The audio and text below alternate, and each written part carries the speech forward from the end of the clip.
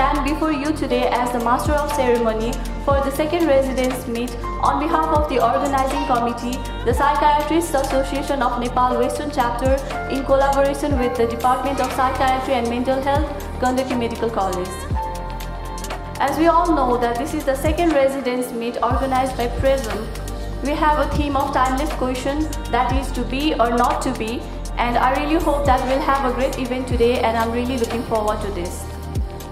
To begin the program, it is my honor to invite our respected Professor Dr. O.P. Singh, Professor Dr. Nirmal Lamichhane, Professor Dr. Raviraj Timesina and Dr. Ravi Bandari to come to the stage to light the panels.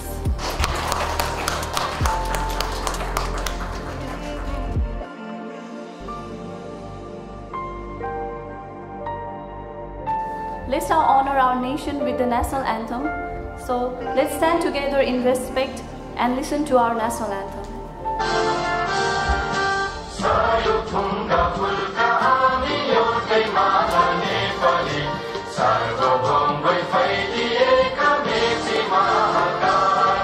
By Dr. Achyut Acharya, Dr. Pratiksha Baral, Dr. Purushottam Adhikari, Dr. Sanjay Rizal, Dr. Sailendra Prasad Joshi, Dr. Sunita Lama and Dr. Tejnath Paudel, respectively, after which we will have the e-poster presentation after the lunch break by Dr. Anusruti Parazuli, Dr. Saujanya Sharma, Dr. Tejnath Paudel and Dr. Kamal Bhandari.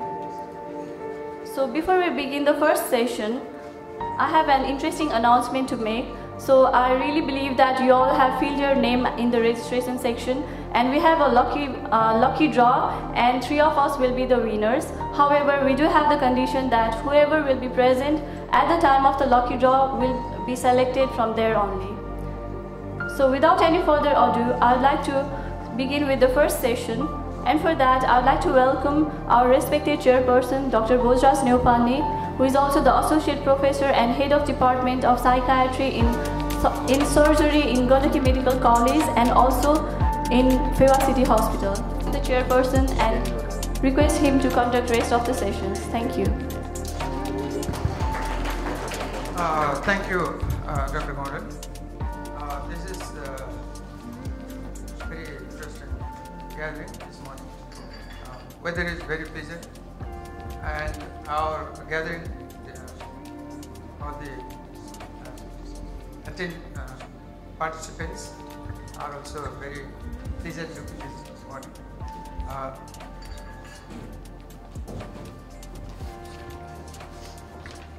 So in this program, PRESM 20, I had opportunity to participate in PRESM 1 also. It was very enlightening. We had very different type of program at that time, due to Professor Nirmal and his team. Today's, I hope, today's topic, today's keynote presentation, the title is To Be or Not to Be. We have very distinguished guest for the presentation, Professor Dr. Singh, we'll be calling Professor Dr. O.P. Singh. He is head of the department in Midnapur Medical College, To Be or Not to Be research. Please, sir.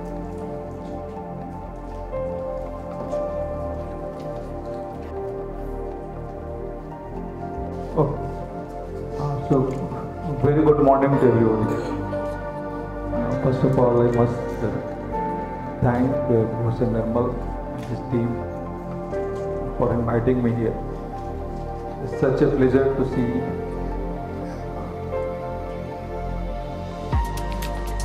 all young people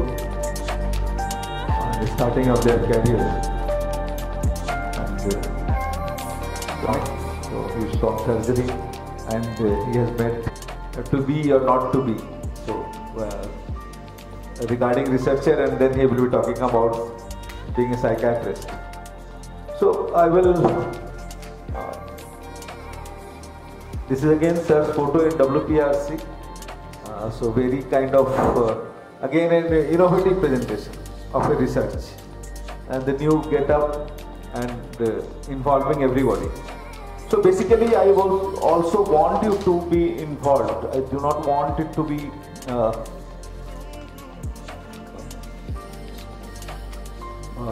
just a lecture. The first question is, how many of you want to be a researcher?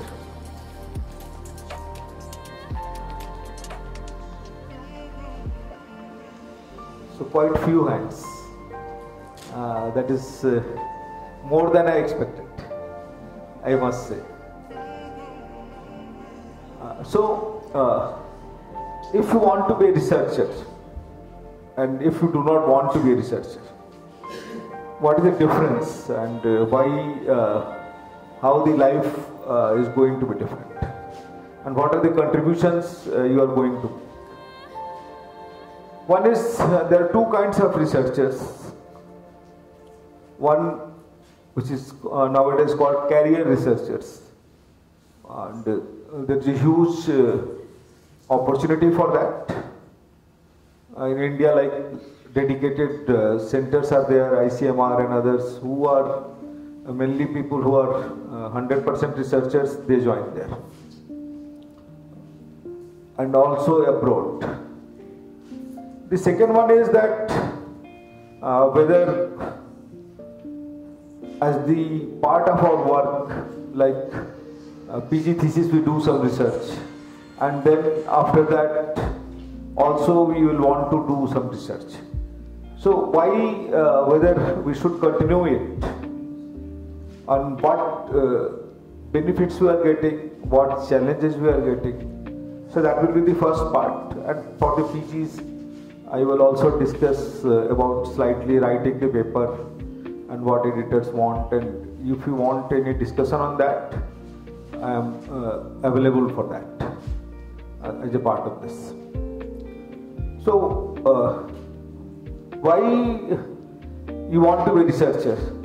Sir, you wanted to be a researcher, so why you want to be a researcher? Yeah, you sir. Yeah.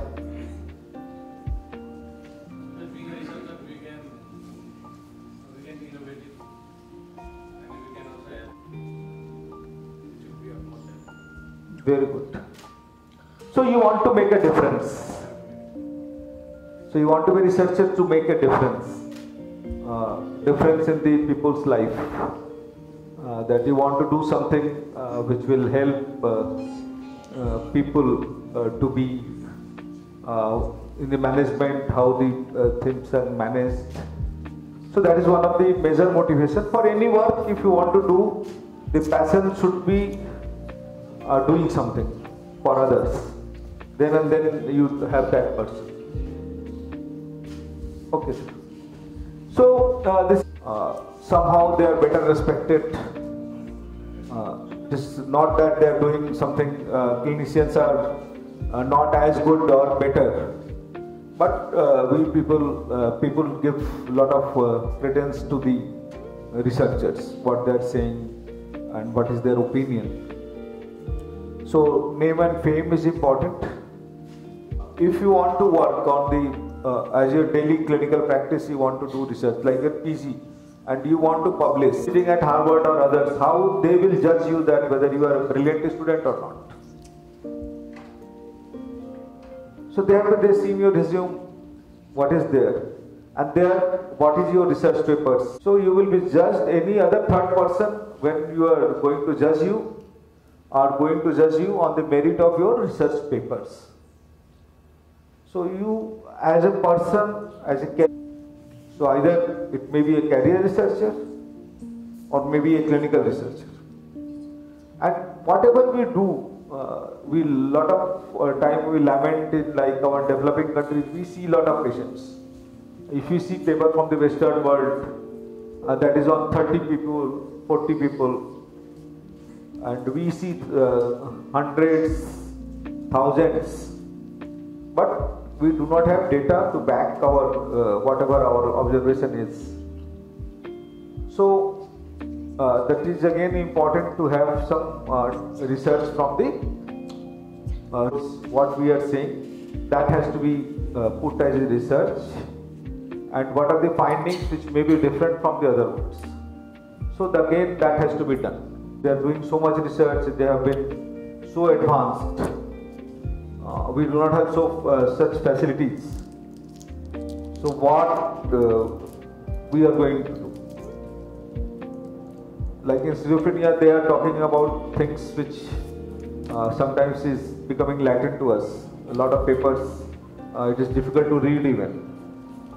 So that particularly public health perspective, what are the programs which are going to reach people in a far-flung areas, difficult to access area, how we can reach them, and what is successful and what is not successful. Started talking with one of you. We are saying that like any government, when we go and talk about funds for psychiatry and say that okay, we need this much extent of the problem, and what you are going to do is for everyone. I will see the interesting case from the India. We know how many of you have heard NMHS survey 2016. In America there was a ECA survey. So the first time NMHS survey led by Nirmal, done in 16 states. First time they brought out the extent of the problem. Before that, all the studies were kind of OPD based. In hospital, 2000 patients came, and which so 2000 patients came, and we found this, we found this. That was not helpful. The first time the problem came out that almost 10.6% of the people are having, has taken the lead in multi-center studies. Then the same thing is followed by 10 different centers all across the country who generate data, and then again they analyzed. So the clinicians do not have to do much work, what scales to be used, how to validate them. These all things are done by the Apex Institute, but they are involved and they get equal right. Every journal gives you what they want. What is their requirement? What is the author's guideline of the journal? Every journal is having that. So I am going to ask people that what do you want? So there are some missions which are not appropriate for the journals and the philosophy. So they are not going to take it. They are great topic selection for the content discussion journals. Wrong format or style. Every journal wants something to written in their style. Said something, not make that changes. That becomes problematic for the journal. Even if editor wants that this is a very good topic, they will not like it changes because it gives rise to irritation. They are not accepting the processing load on their own. Only the backend people do this. What happens? Lot of times we code, you know, if you do it, you have to write that as coded by you. Then read it. Because context may be quite different. When I take like that, study may be different to other lovely people, and they have given the conclusion that this drug is better. Misquote. That is one of the ways are very irritating. So don't do that.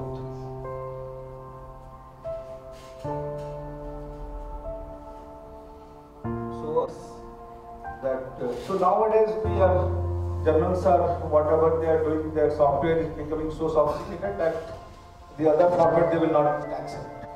So what they look for is originality, of course original articles with a fresh perspective in context. And raise questions not previously asked.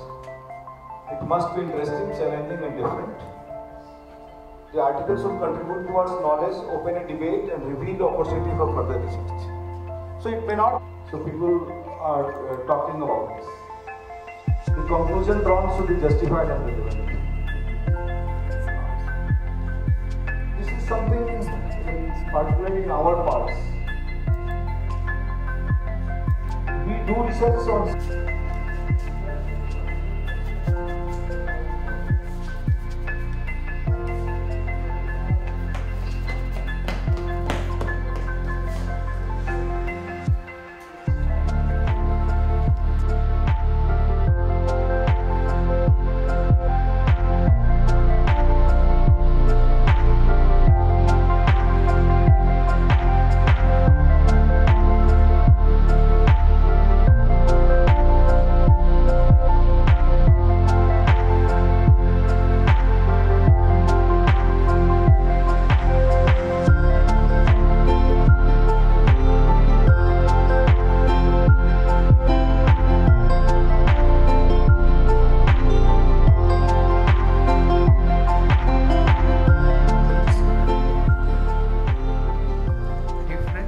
permission also.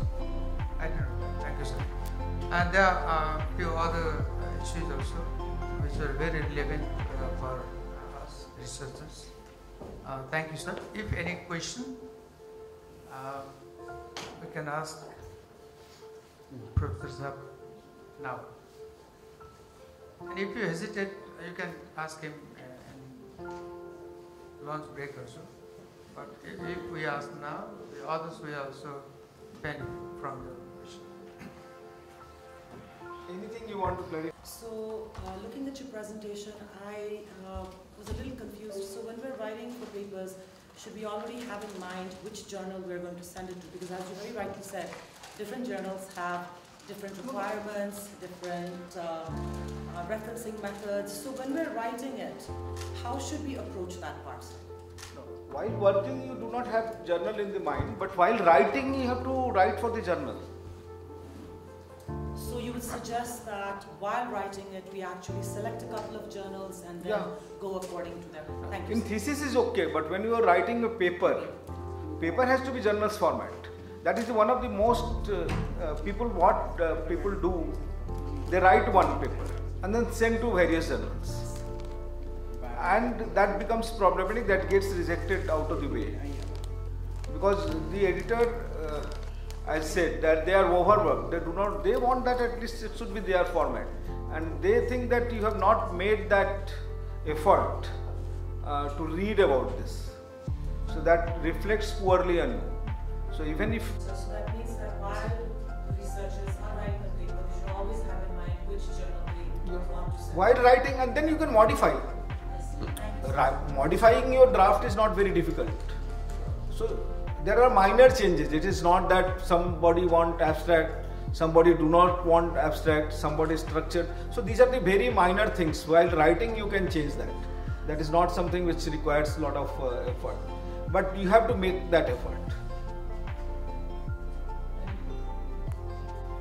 So probably all of us Has to be researcher for the presentation question.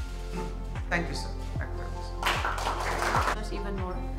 And I'd like to inform you that our Honorable Chairperson, Dr. Chandika Pandit, who is also the Associate Professor in Department of Gynecology and Obstetrics, GMC, and Fiwa City Hospital is here. May I kindly request her to come to the stage, please. My big apology to be late. I'm so sorry. I had to be in GMC for emergency OT. Thank you very much for your kind offer. Kindly present the token of love to Dr. Om Prakash Singh. As always, sir is very kind of artistic and Yes. Please join me with big round of applause in welcoming. I would like to hand over the mic to the chairpersons to conduct the rest of the sessions. Thank you.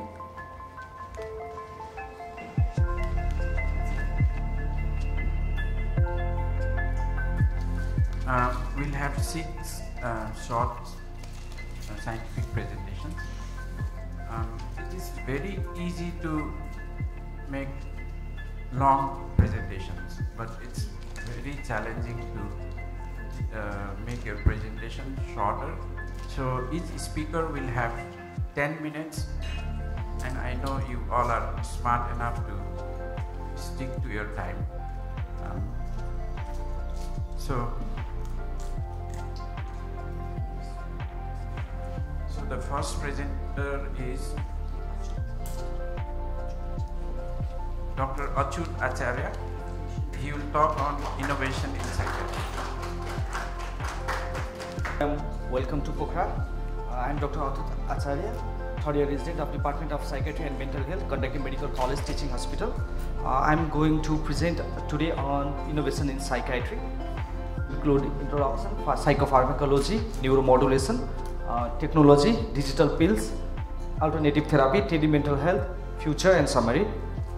So innovations stands for practical implementation of any idea which is new, method or device. Innovation may occur in any phase of psychiatry, which may be for screening of the illness, diagnosis of illness, treatment of the illness and rehabilitation, or during the course of the illness for managing them.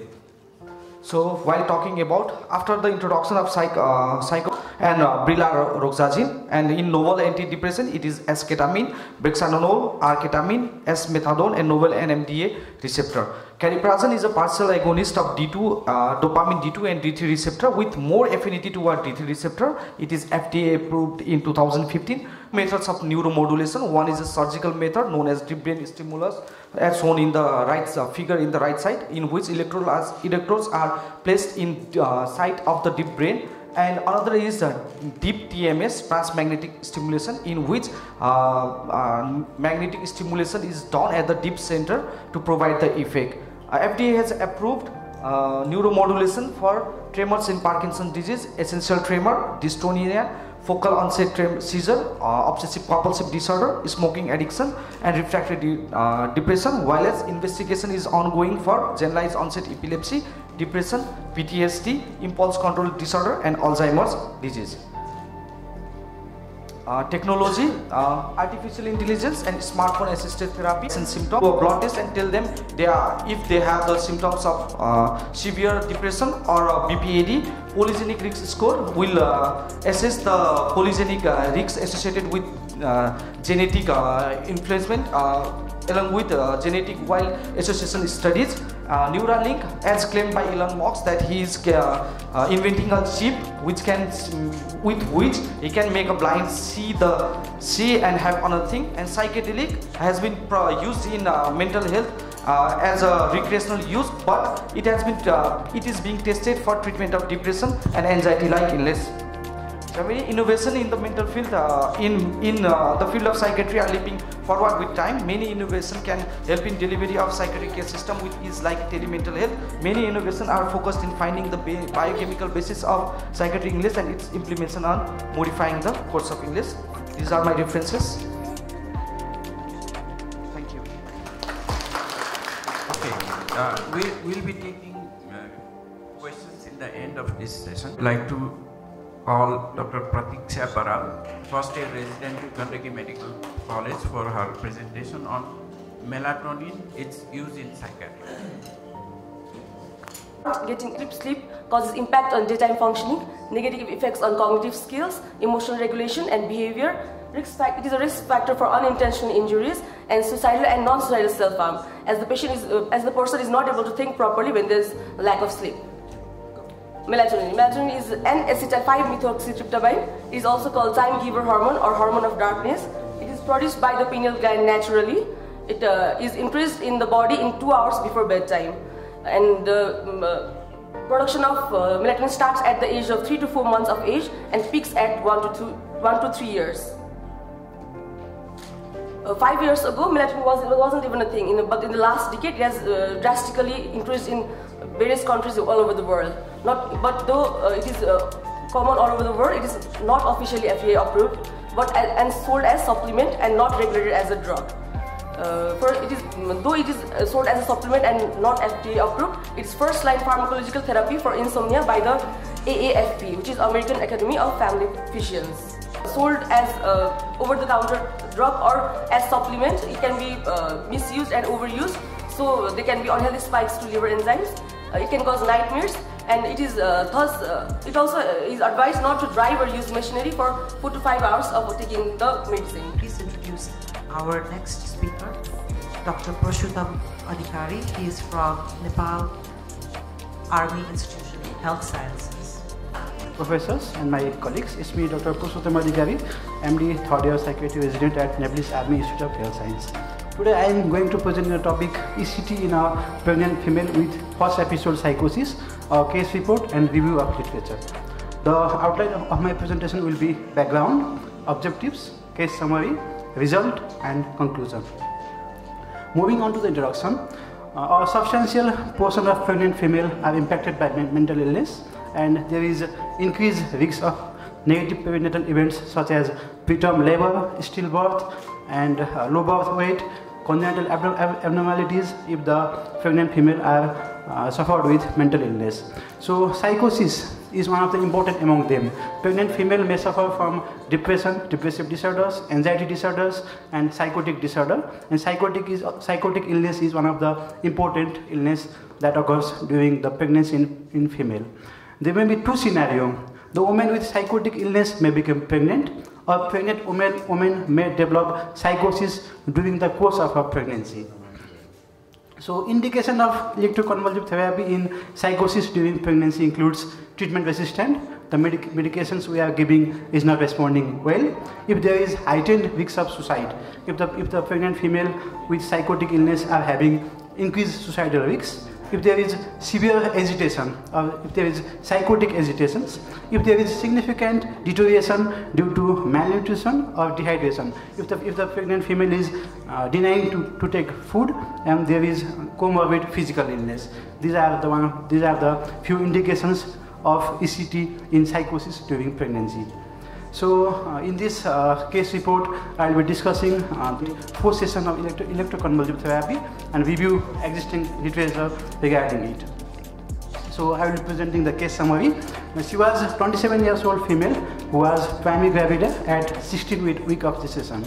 There was no genetic loading and past psychiatric history. She was well adjusted premorbidly.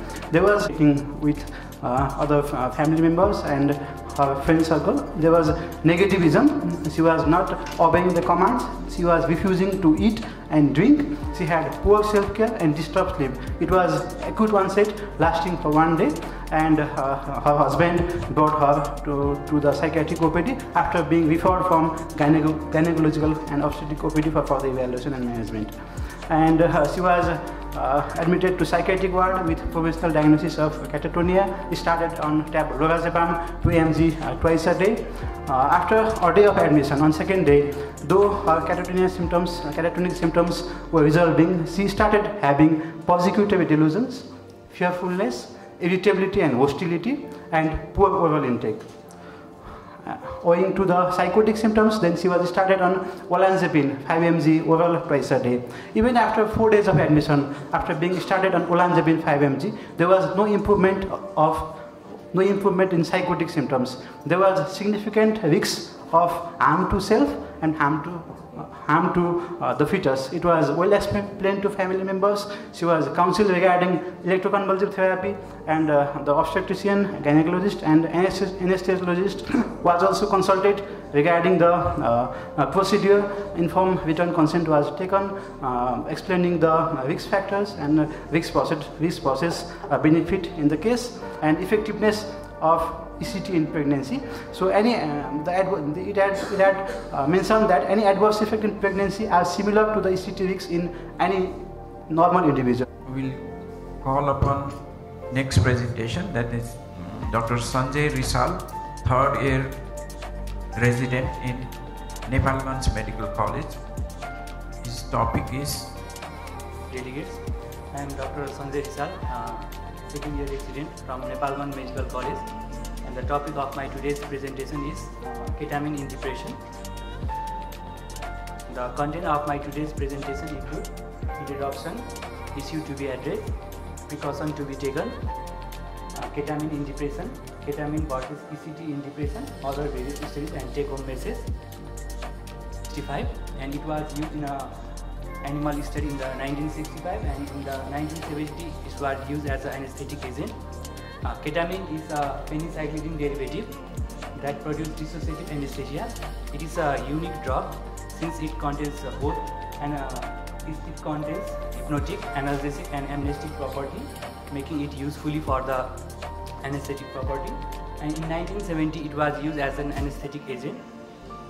In 2019, FDA approved esketamine, a nasal spray, in conjunction with oral antidepressant for the treatment of depression in adults who have tried other antidepressant, and it has been useful in the case of the treatment-resistant depression. Esketamine, which has a 4-fold greater affinity for NMDA receptor, it permits lower dosing to preserve antidepressant efficacy while limiting undesirable side effect, such that esketamine has a lower side effect as compared to other. Before starting ketamine, there are various issues which should be addressed, which include dissociation, psychosis and delirium. If there is a history of dissociation, psychosis or delirium, it should be addressed. And agitation, anxiety, nausea, vomiting, hypersalivation, dizziness, vertigo, sedation, hypertension, urinary tract toxicity and mild cognitive disturbance. Before taking the ketamine, there are also various precautions should be taken, which includes if there is a previous history of psychosis. In case of patient taking ketamine, there can be a delirium-like features along with the dissociation, in which depersonalization and derealization has also been seen. It causes hypertension by increasing the cardiac output, so it should also be monitored before taking to the patient with hypertension. If a person has a history of anaphylaxis, and it should be not used in cases where there is an increased intraocular pressure, and if there is any space occupying lesion which includes seizure or any other tumor, such thing also be noticed. And in a rare cases there is a found causing a laryngospasm, so people with the respiratory distress or COPD should also be assessed before taking the ketamine. Use of ketamine has been recently done in the various trial. According to the Howe et al., the antidepressant effect of sub-anesthetic dose of ketamine is currently considered to be predominantly mediated by improved neuroplasticity in the corticolimbic area in the brain, which shows that ketamine can improve the depressive features by improving the neuroplasticity. The single dose of 0.5 mg/kg of ketamine infused intravenously over 40 minutes or a single intranasal dose of esketamine can cause rapid antidepressant and antisocial effect within an hour of administration, and the antidepressant effect can be last up to a week. So we can see the result within 1 hour, and administration of a single dose can be useful for up to the 1 week. Repeated administration of nasal spray esketamine is considered to prevent relapse of depression.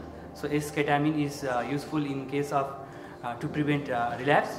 Longitudinal studies are insufficient, but when we use the doses of anesthetic induction for electroconvulsive therapy, ketamine improves the seizure quality and may diminish the post-cognitive impairment. So when the anesthetic agent ketamine is used, it is also useful in case of the seizure threshold and helps to diminish post-therapy cognitive impairment. In a hospital-based open prospective study which was conducted from May 2016 to January 2018 at the Central Institute of Psychiatric Ranchi, 25 males aged from 18 to 60 with Hamilton rating scale for depression score was greater than 16 included that in which 20 patients completed the study. It was found that a significant improvement in the depression and anxiety after 2 weeks and the 1 month of the last dose of ketamine. Significant improvement at the first hour of dose was seen in depression and anxiety. Dr. Shailendra Prasad Joshi, he is presenting a case report, and Dr. Joshi is from Triple Medical College. Good morning, respected delegates. I am Dr. Shailendra Prasad Joshi, second year resident from Chitwan Medical College. Today I am going to present a case on the extended suicide or complex clinical and social issue. background of this study is that the extended suicide, also called as the felicide, which has got a complex social, forensic and the psychological dimension, and the aim of my study is to highlight the case of extended suicide, where the mother had committed the suicide following the homicide of her the homicidal crime of her children. Moving into the case was the 35-year-old married female hailed from the Hetoda, presented to the emergency department of Chiton Medical College with the alleged herbicide poisoning, brand name of the Gazab, which has the chemical composition of paraquat dichloride, which has the side effect on mostly the respiratory system, renal and the hepatic system, and patient following the ingestion of herbicide poisoned her two son, age of 7 years and 1.7 year old, mixing that compound with milk, and she has committed the crime in the closed locked room where no witness present at the time of act. Then the patient was admitted to the medical ICU of the CMCTH hospital.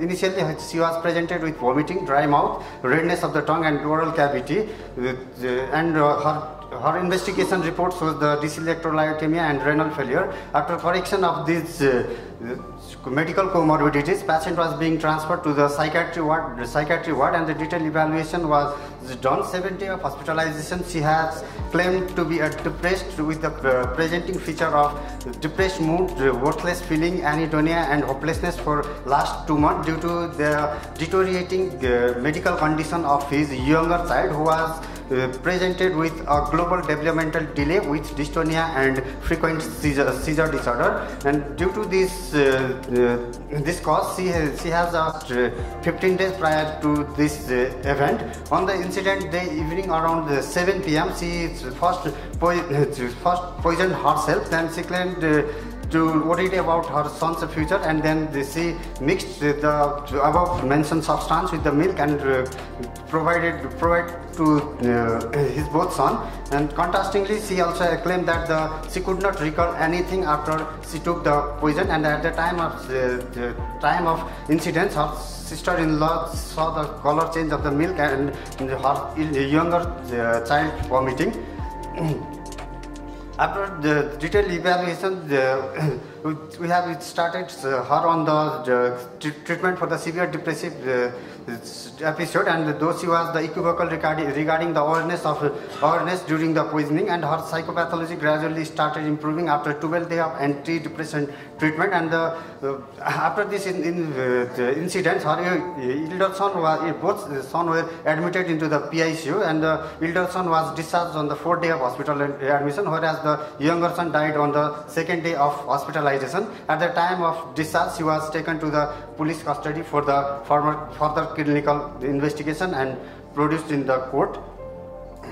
This is the picture of the herbicides which she has consumed, and the homicide followed by the suicide or the extended suicide is an incident in which the individual kill another person and subsequently take her to his or her own. And if the homicide involves the children, it is termed as the felicide, and it is divided. It is again further classified as a neonaticide and the infanticide according to the age of the children. It is a rare phenomena which has got a complex interaction with social issues, domestic issue, environmental factors and substance abuse. With such kind of the patient, the psychiatric comorbidities are found in the various studies. Different people who are suffering from mood disorder like the unipolar, bipolar or the psychotic disorder have committed such an incident, or the other clinical diagnosis for such an incident with the substance use disorder, schizophrenia, delusional disorder, primary personality disorder like the emotionally unstable personality disorder, and the PTSD.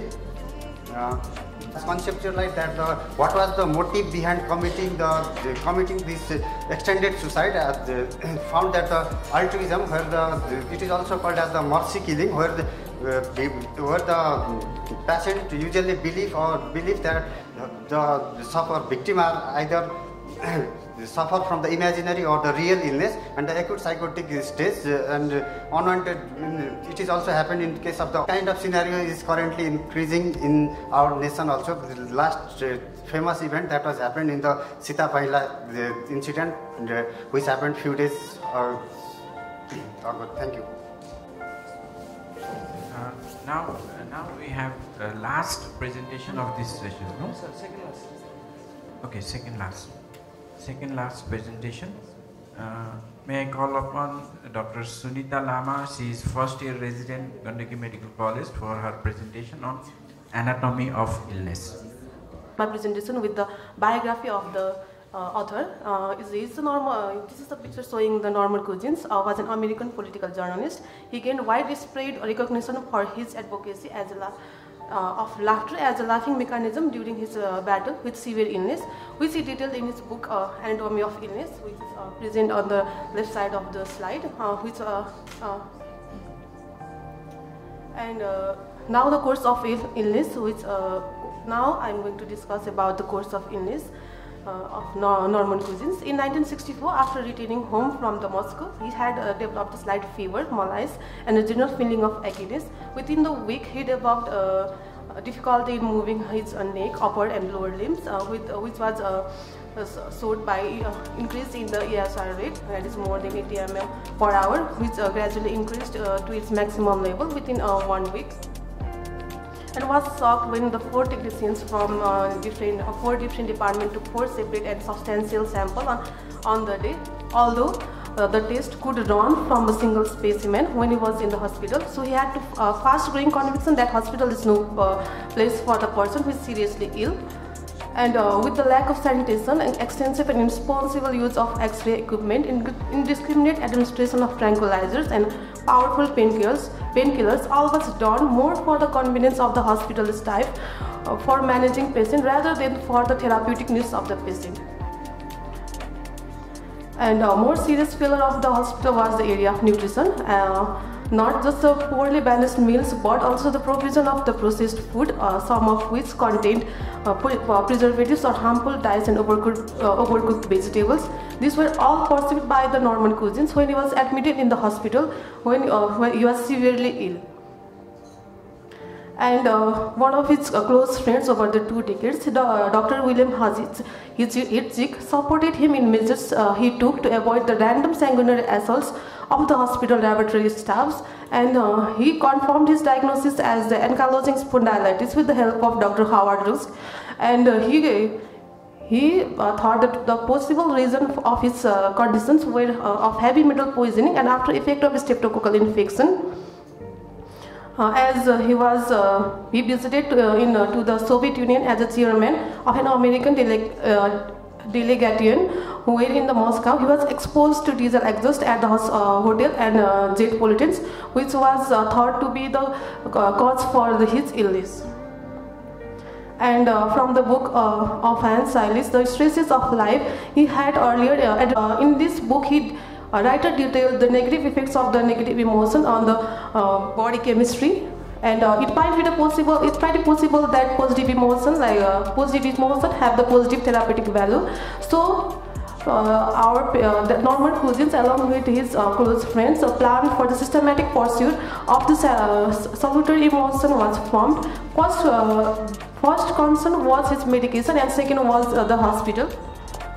And the first medication had that he was under the multiple painkiller drugs and was getting maximum dose of those and causing the drug reaction all over his body. As pain is a part of the body's magic, the way that body transmits sign to brain that something is wrong, and so he could stand pain as long as he knew that progress was being made in the meeting basic needs. And hydrate the vitamin C helps to oxygenate the blood, prevent further collagen damage. And also, according to some medical reports, collagen diseases are deficient of the vitamin C. And he started with the ascorbic acid with the dose increasing up to 25 grams to IV. And after the first episode of IV injection of the ascorbic acid, his ESR was gradually better for the normal author than the other pharmacological or the medical treatment. Thank you for your presence. That was a very enlightening presentation. Can we please now have our final presentation? This is by Dr. Tej Nath Paudel. He is a second-year resident at Manipal College of Medical Sciences. And the topic is a little impronounceable by me, Desvenlafaxine vaccine and its effect. Everyone, I am Dr. Tej Nath Paudel, second-year resident in Department of Psychiatry from Manipal Teaching Hospital. And I will be discussing on new drug in the town, that is desvenlafaxine. If we go back to the history, then there has been lots of antidepressant that has been discovered, such as SSRIs, SNRIs, monoamine oxidase inhibitors, and none of them have been sufficient enough to resolve symptoms of depression or anxiety disorders. So new drugs have been discovered, and the process of discovering new drugs is still going on. And this desvenlafaxine is a new drug that has been developed and is. And I will be discussing in short about its introduction, mechanism of action, indications, onset of action, pharmacokinetics, doses and administrations, adverse effect, contraindications, and finally warnings and precautions. It is a O-desmethylvenlafaxine, which is a major active metabolite of venlafaxine. It belongs to SNRI group of drug, serotonin norepinephrine reuptake inhibitor, and is available in extended release tablet, which is prescribed once a day, oral administration. And it was first approved by FDA for major depressive disorder in 2008. Moving on to mechanism of action, it mainly blocks the reuptake of serotonin and norepinephrine, ultimately increasing serotonin and norepinephrine, also dopamine to norepinephrine.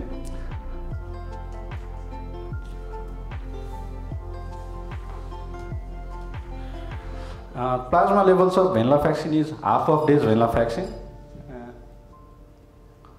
I am very sorry regarding the technical issues that has come. I am showing something and it's showing something else.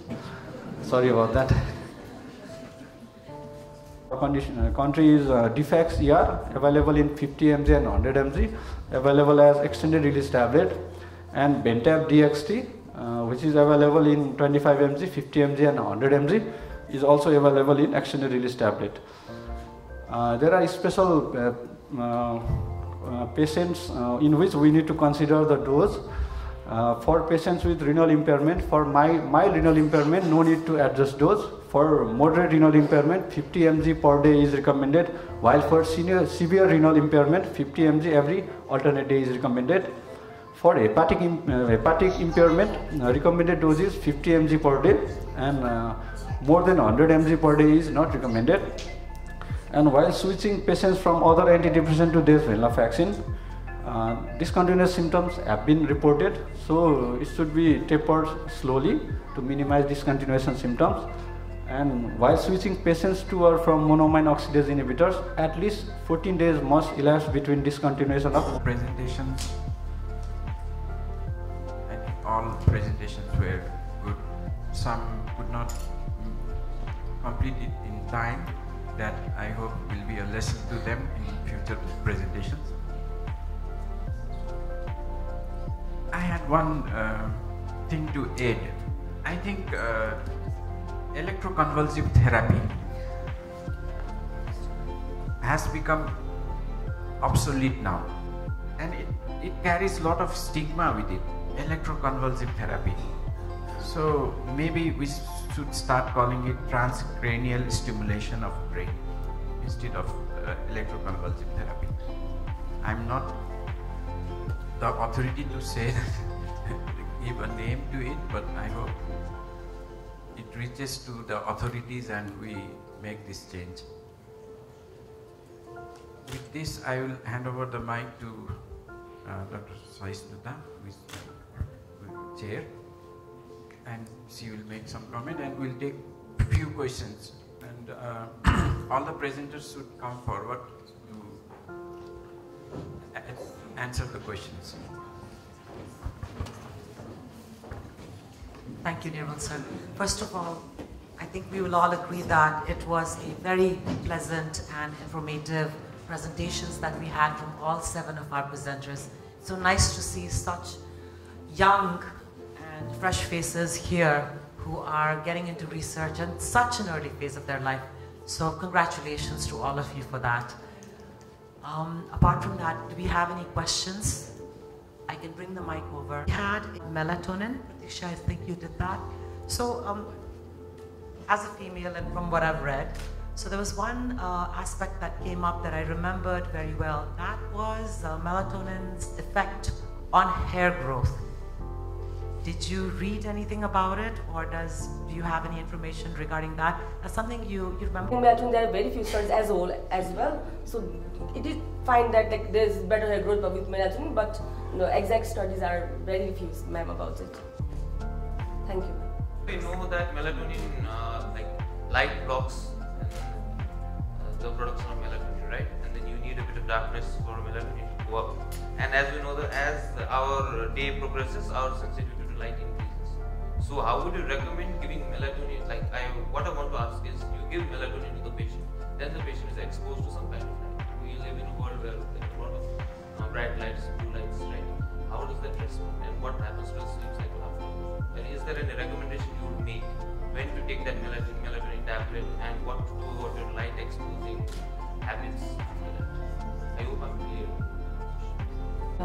Basically, first thing we teach our patients is about sleep hygiene, about blue light and green light you mentioned. And second thing is we give the patients the melatonin 4 hours before bedtime. We recommend them because it is secreted in our body endogenously, so we recommend the patient to take it 4 hours early, so that the other things don't affect, the lights and all don't affect the endogenous production of melatonin. Thank you. Does it do anything to the photoreceptors? It doesn't. As far as I've studied, I don't think it affects on the photoreceptors. Melatonin doesn't affect. I think.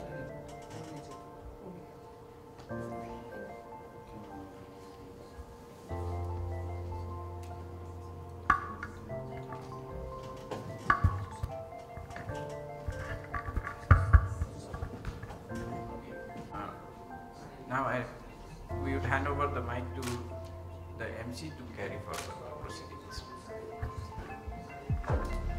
Thank you everyone. Bosne to kindly present the token of love to Dr. Bojraj Nupane and Dr. Chandika Pandey.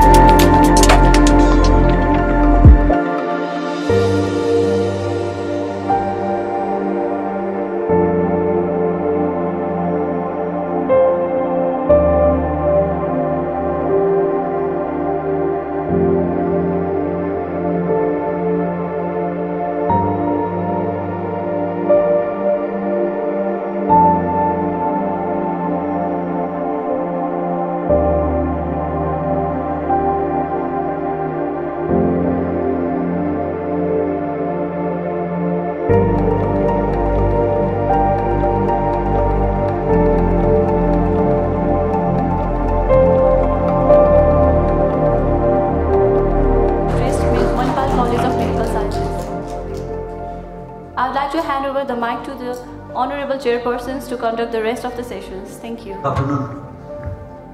So once again, I would like to welcome the post-launch session of this conference.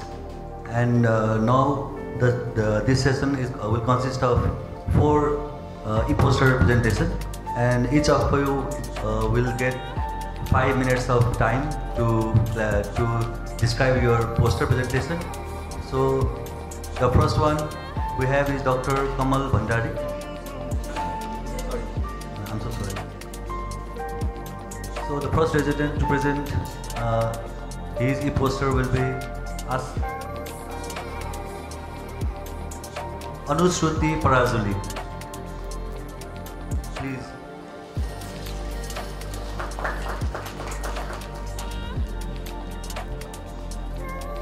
I would like to hand over the mic to Dr. Parazuli. BDD as well. So I'd like to start my presentation. Starting with what is BDD? BDD is a condition where an individual sees themselves in a different way than others. So it's not in a nice way, and they see themselves as an ugly person, or even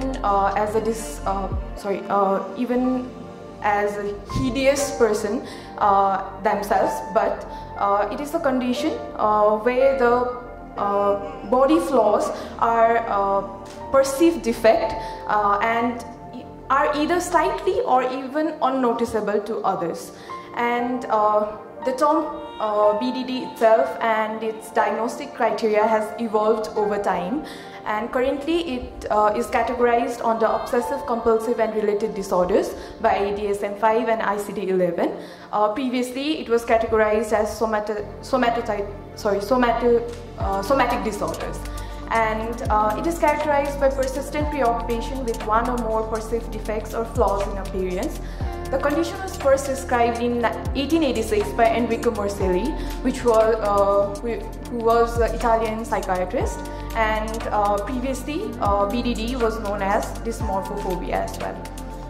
The estimated point prevalence of BDD in the general population is 2 to 3%, and we can see that it is gradually rising over the years, and BDD tends to lead to profound distress and impairment in both social and occupational aspects of an individual as well. There are certain comorbid conditions with BDD. The comorbid conditions themselves are challenging to manage BDD because BDD can get misdiagnosed because of the existing comorbid conditions like substance abuse, OCD, anxiety, depression, and suicidal ideations. And here I have included some of the risk factors for the condition itself. There are family history of BDD and OCD being one of the risk factors for BDD, and negative life experiences such as childhood teasing, neglect, or abuse. Certain personality traits such as perfectionism and societal pressure or expectation of beauty, obviously, which we can see is current issue nowadays because of the media and the Photoshop itself. And the repetitive behavior we can see in an individual are mirror checking, camouflaging, their defects with makeup or skin picking, comparing appearances. This is an act, mental act, where you tend to compare yourself with others a lot, and reassurance seeking. And no, it is not like us asking once or twice that do we look okay, or we check ourselves in a mirror before leaving our house. These repetitive behaviors are humongous for the patient themselves, and they tend to engage in this behavior for around 4 to 6 hours in a day. And so moving towards my case vignette is of a 17-year-old male who is a high school student who was brought to hospital for missing school for prolonged absence from school. That was around 3 months of absence from school, which was significant, and patient being mostly housebound, and everything came down to the patient being preoccupied with his appearances. He started to get concerned that his ears were too big. Yeah, as I have put the picture here, and his jaw not being sharp, and his breast size were larger than his face. And this all led to the anxiety symptoms, depressive symptoms, and the patient stopped going to school itself. And he also visited cosmetic surgeons multiple times for reconstruction surgeries. Patient actually spent most of his time over the internet looking for cosmetic surgeons and the prices for the surgery itself, and demanded money with his parents for the surgeries. In fact, they belonged to a middle class family, and it was very concerning for the parents.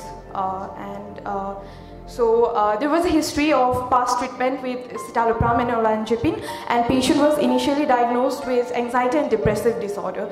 So apparently BDD was missed initially, and it was from the another center, and patient you have 10 seconds more. Sorry. Okay. And so moving towards the examination part, patient physical examination was normal. However, on MSc, on thought contained, patient had delusional belief about his face and body disfigurement, and there was depressive symptoms like hopelessness, worthlessness, and the main factor was patient had no insight.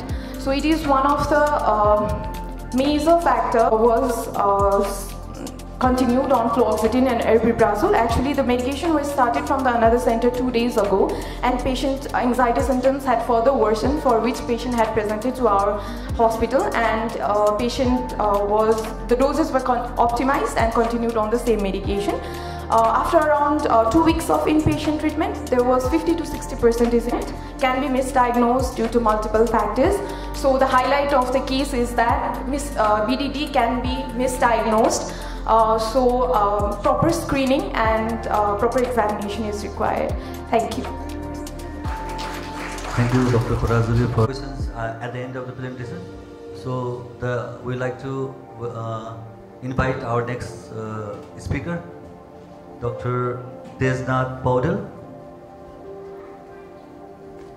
So I would like to once again remind about the time. Please limit your presentation in 5 minutes. Good afternoon, everyone. I will be presenting on Koro, which is called symbolically as the psychological disappearance of penis. Koro is a culture-bound syndrome.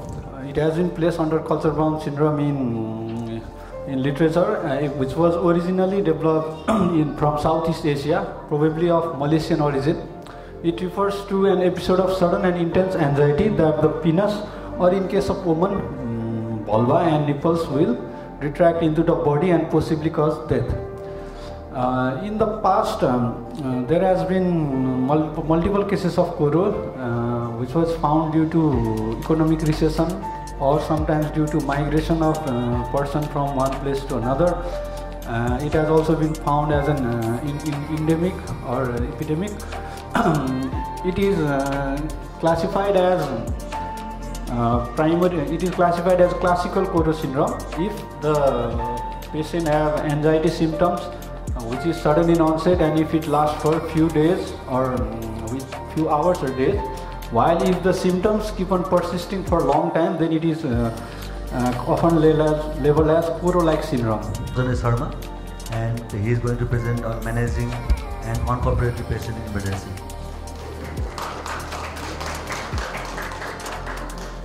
Dr. Sharma, it's over to you. I am first year resident in Department of General Practice and Emergency Medicine, currently under psychiatry posting, here with my first presentation of management of violent patient.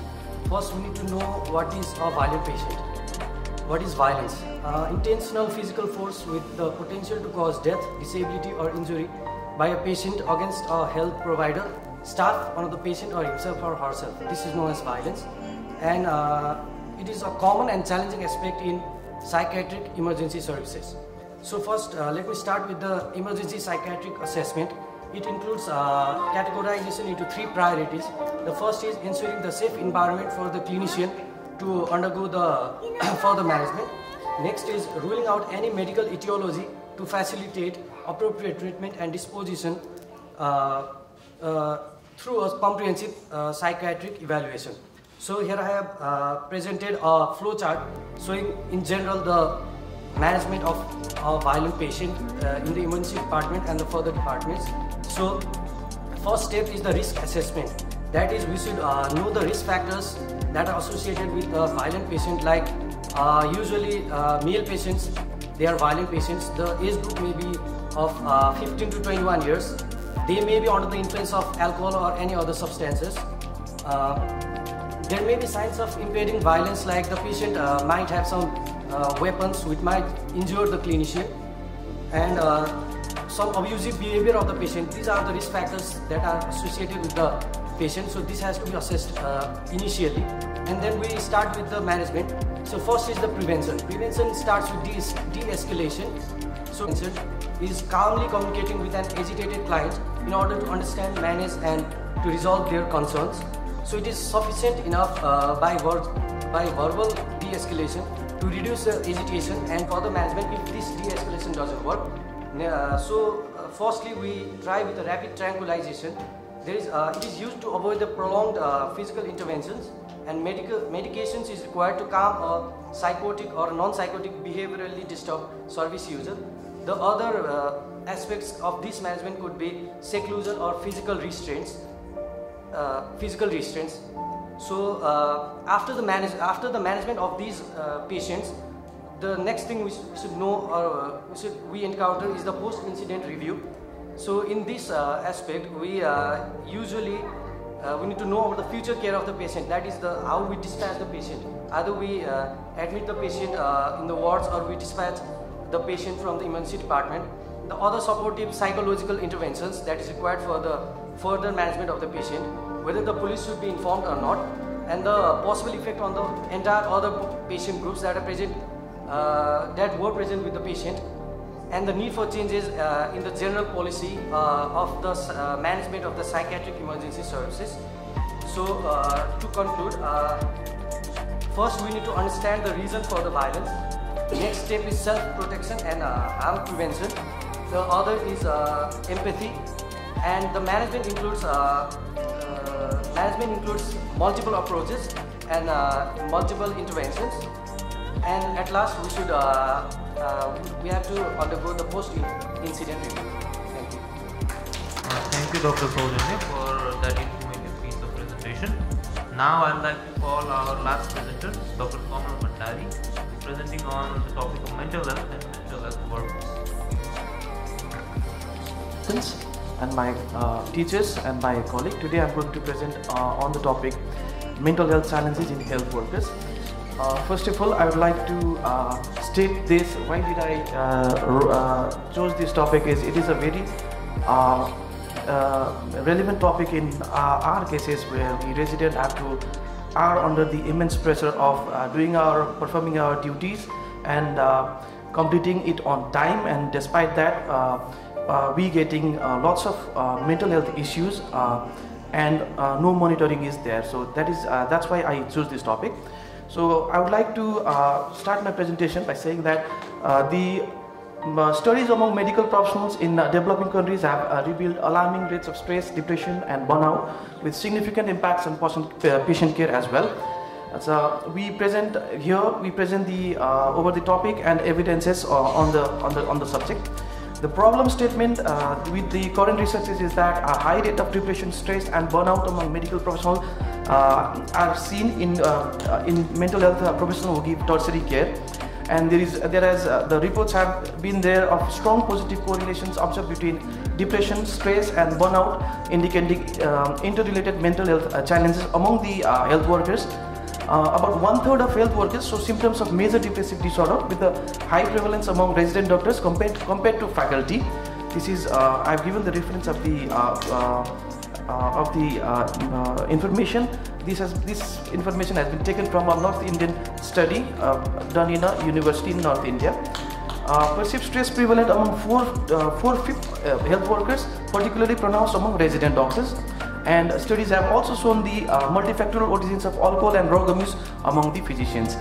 So under this topic we can discuss following points, that being female residents exhibit significant higher rates of depression compared to the male counterparts.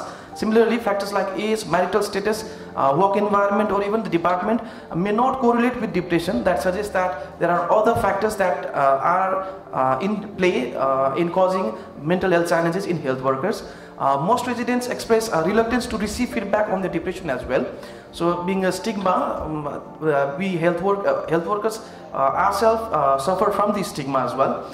So there is the study have also shown that there is no significant association between depression and work-related variables such as duration of residency or number of night shifts or even the departments. And the depression showed a negative correlation with job satisfaction scores in the study, indicating potential implications for overall work contentment. So there is the discussion is also there about widespread burnout affects over 90% of health workers, indicating a significant need for intervention and support. In the figure in my presentation, you can see how big is the problem, that being the prevalence and correlates of burnout among physicians in a developing country. So what can be done? Finally, I would like to formulate this formulation has been taken from a study. Those being, how can we minimize the mental health challenges in health workers? Those being, we have to session. So I'd like to call all the 4 presenters to dais, and the floor is open for questions if anyone has any queries.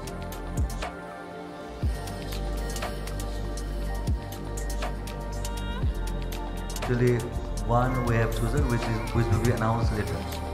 But I just want to emphasize that this is not a competition.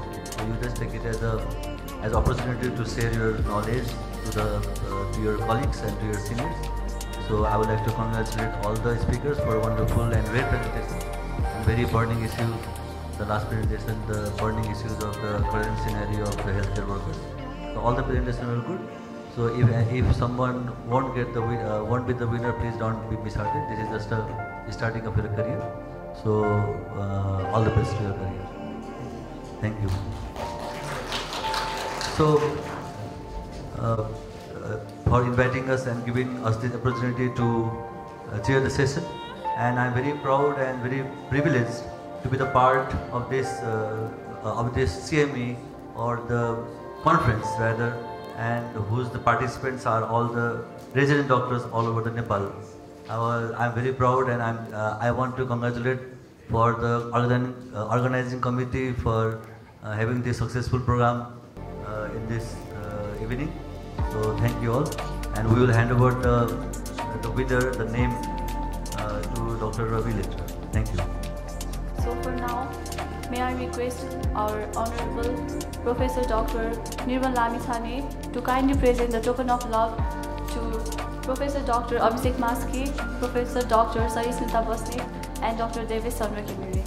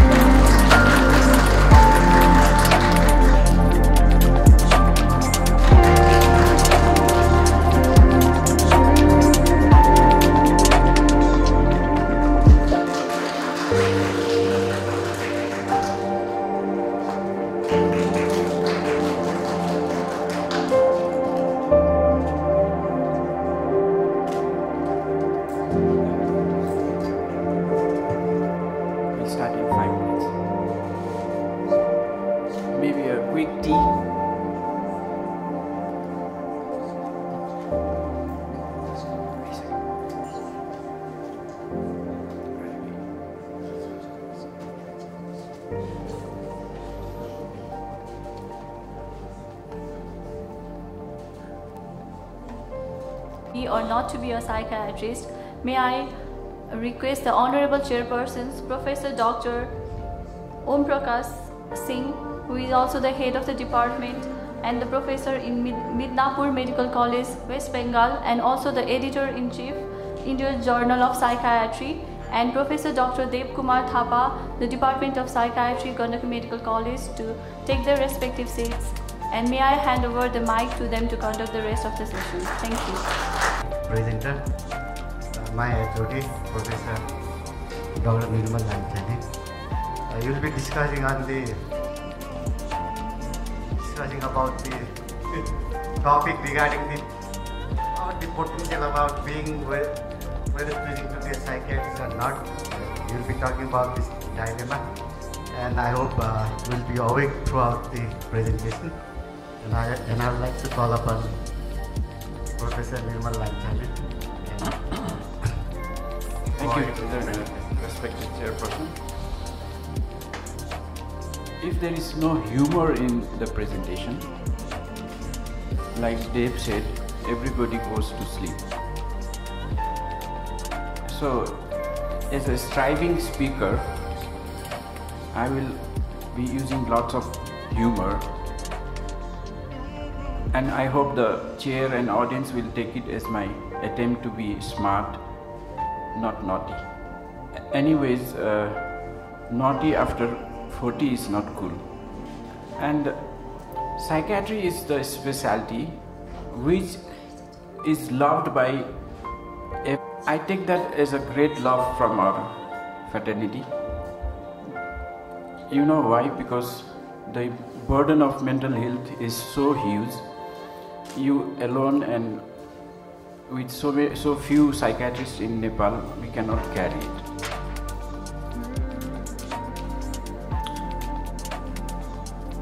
This was in 19th century, I guess. Have you heard of Lancet, how it came into existence? In 19th century England, what happened was there was a rivalry between the traditional doctors who came as a doctor from their ancestors without any formal education, and those who came out from the university. And obviously both of them claim that they are the right ones. So the university graduates could not win the battle because century-old practice was so overwhelming and so well accepted. So what they did is they decided to make a newsletter and named it Lancet. By that, I think you all know, by that they meant to cheer far. You know, they meant to bring into light the right thing and you know, bring into light what is right and what is not right. That's how Lancet came into being. Talking about our part of the world, I think we are way behind, and it's high time that something like that has to come.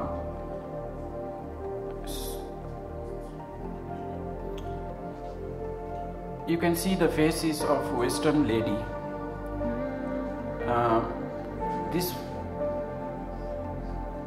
This slide clearly shows how people at large think about us as a doctor. It is global, not only in Nepal. See, in this globe we are this tiny country, and with less number of psychiatrists, and it's still the same. We have witnessed several such incidences. Today one of my poetry book is going to be released. In that book you will find 2 poems written on how doctors are treated in Nepal. Till now I think you are feeling it, the presentation is going to be gloomy. Don't worry, you will have a roller coaster ride ahead. You know, this is how the administration thinks of doctors if you go to them with problems. And nobody seems to come forward and talk about this. You know, in my 17 years of working in Pokhara, there must have been 70 cases of vandalism, 70 cases of doctors being criticized or beaten, hospital torn apart. but we never sit. I've not seen, I don't know, Dr. Abhishek is here. A very bad incident happened in Manipal Teaching Hospital recently. Do we actually sit back and see what is wrong in our part of our part? I don't see that happening. And that is what I emphasize that we should do. Only blaming the other side of the table is not the solution. So here I am today, talking in this dark environment. In this presentation, you will obviously feel, ये क्या हो रहा है?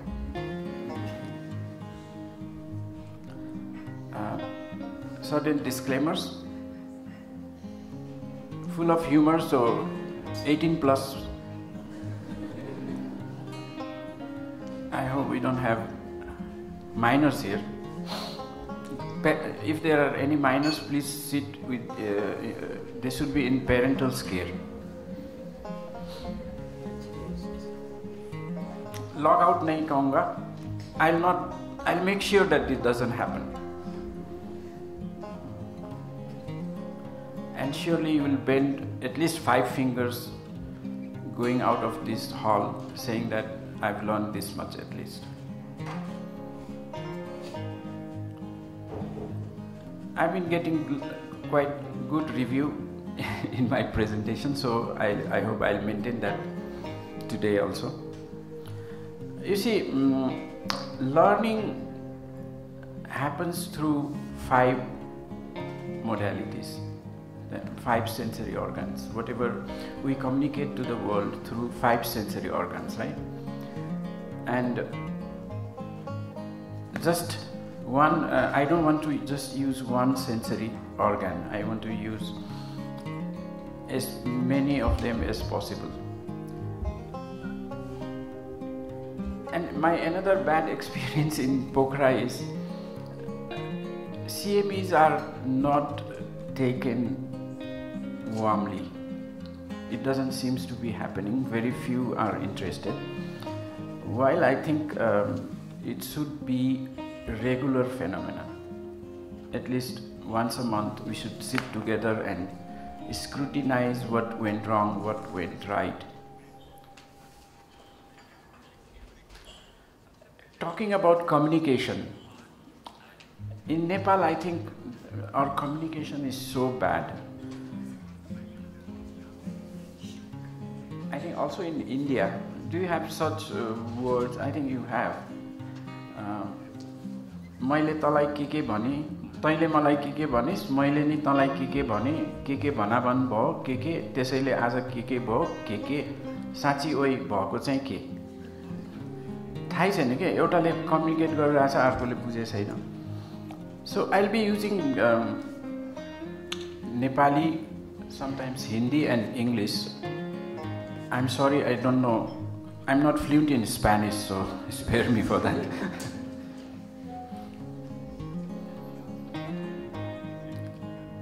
This is one slide we need to understand. Still, we'll see that in our family, our parents or grandparents would be very happy if we speak English. Both padha likha aadmi. So what happened is once Lalu Prasad Yadav, when he was Chief Minister, visited England and returns and tells in the assembly that in England everybody speaks English. They are so well educated. And then he started English schools. Started teaching English in the schools. See, that was a joke.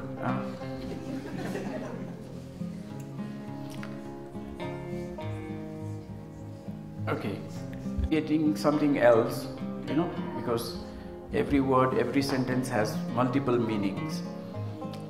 Especially it is true in our part of the world.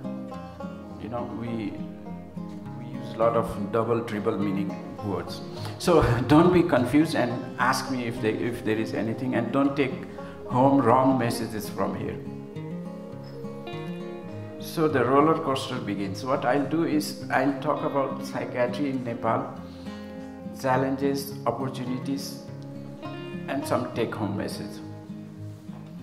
त्यो trailer थियो बल्ल सुरु भयो है।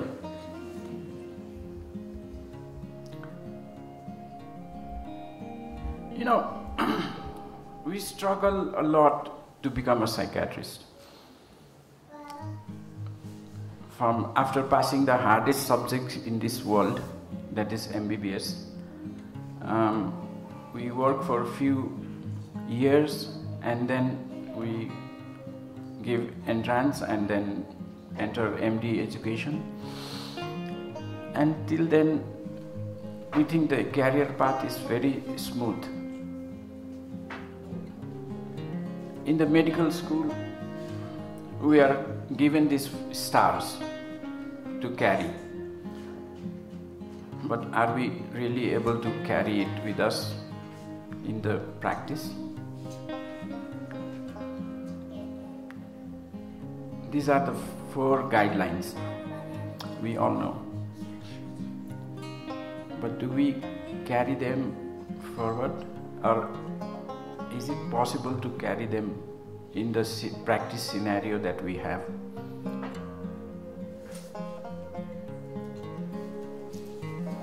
Talking about timeline, if you see, it was in 1961 that we got our first psychiatrist, sir. And it took 10 more years, 1 decade, for the second one to arrive. But if you see the graph, after I was 40th psychiatrist in 2007. From then onwards, you can see the graph is going steep. And now we have 200 plus registered psychiatrists in Nepal. I don't know the count of psychiatrists who are currently not practicing in Nepal, but 200 plus numbers we are now. Some may not be registered to Psychiatrist Association of Nepal also. Challenges ke cha ta, you know? Challenges begins from the time you pass psychiatry and come into practice.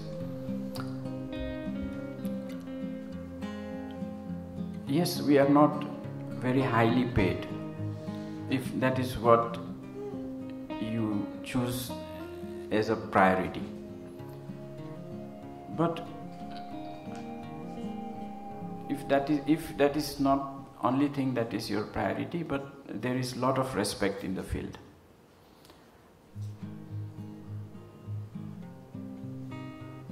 If you ask,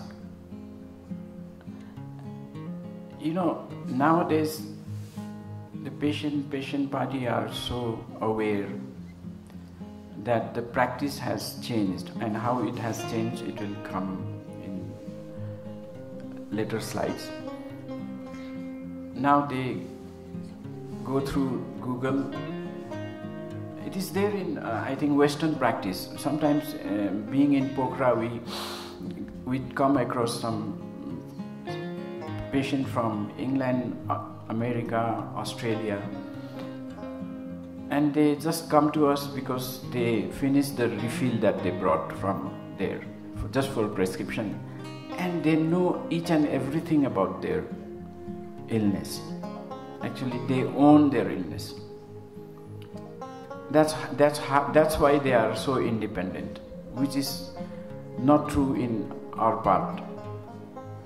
Once the patient is diagnosed with a psychiatric disorder, he loses his independence in most of the time, which is very challenging.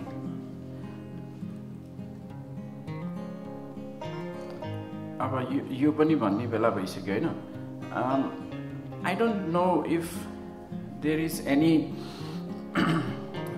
price limitation or fees limitation for other worker, other field, but unfortunately for doctors there is fees limitation in given by the health minister. Sir, is it there in India, sir?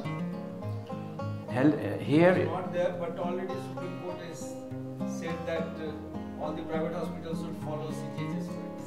So there is huge debate going on. They don't have that for a plumber. Very recently I had to call a plumber, and you know how much they charge for a visit? Anybody guess? 1500. 1500, sir.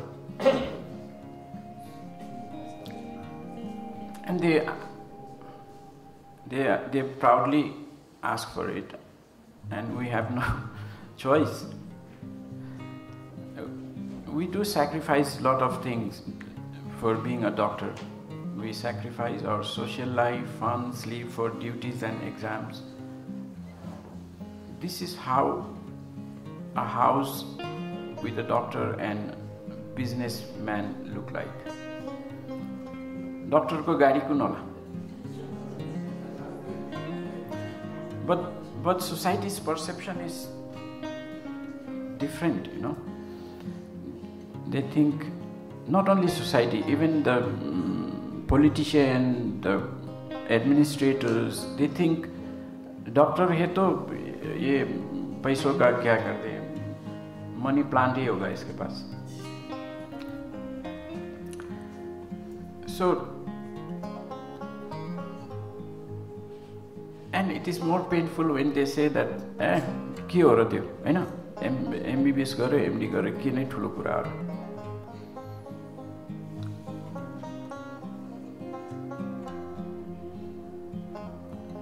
And there are probably as many public misconceptions of what psychiatrists actually do as there are about the training needed to become one. Our colleague would say, psychiatry ma ke huncha ra? No. Gini chuni 10 goliyan hai.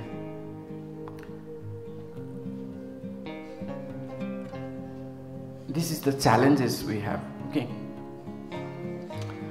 Then what happens is, in the race, in the cat race to earn more, we forget our Hippocrates oath and it becomes hypocrite's oath. We do not give much time to the patient. And we think Goli can cure all the illnesses. I'm going to make some strong statement here. I hope some of you will contradict me. Only medicine cannot cure any illness, or even the surgery. Only surgery cannot cure any illness. It needs a lot of other factors, like Dr. Sunita this morning talked about. Those are also important factors which we haven't given importance. So sometimes I feel like I am a Gabbar Singh, you know, 007, who has license to kill.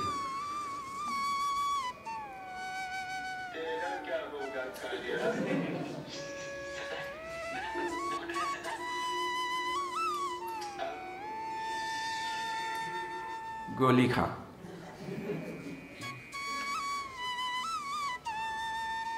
And this is what you choose to become, then it's really gloomy. We forget this age-old secret. The great secret of medicine known to doctors but still hidden from the public is that most things get better by themselves. Do you all know what is the meaning of a doctor?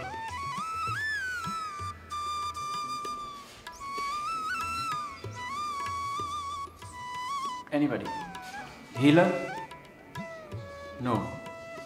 The meaning of doctor is to teach.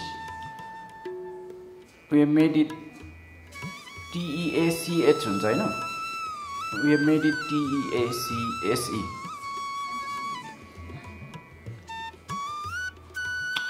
You know, like I said, so many things happens around us, but you know, we cannot speak publicly about what is going on. But these are the places where we should be speaking and correcting. Wrong is wrong, always. Talking about workload is huge.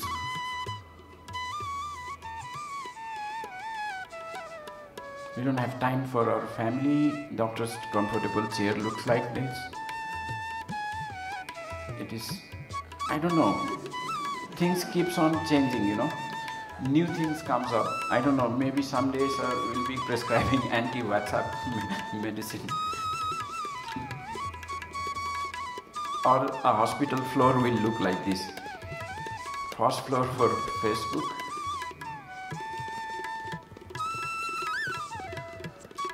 And the society doesn't leave us even when we are near to death.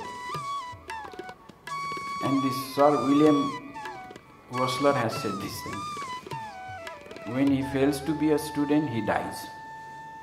We all know we have to be updated all the time or we'll be washed out.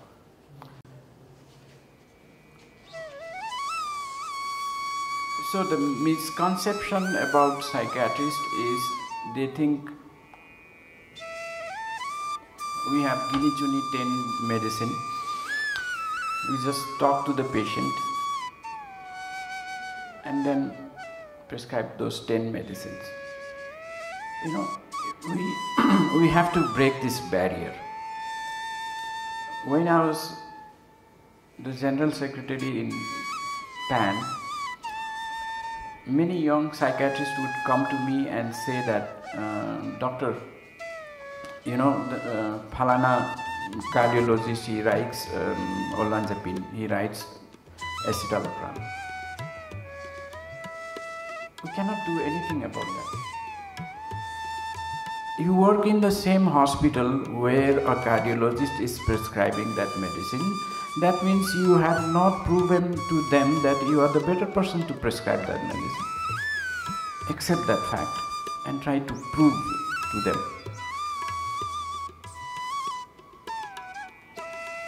You have to convince them.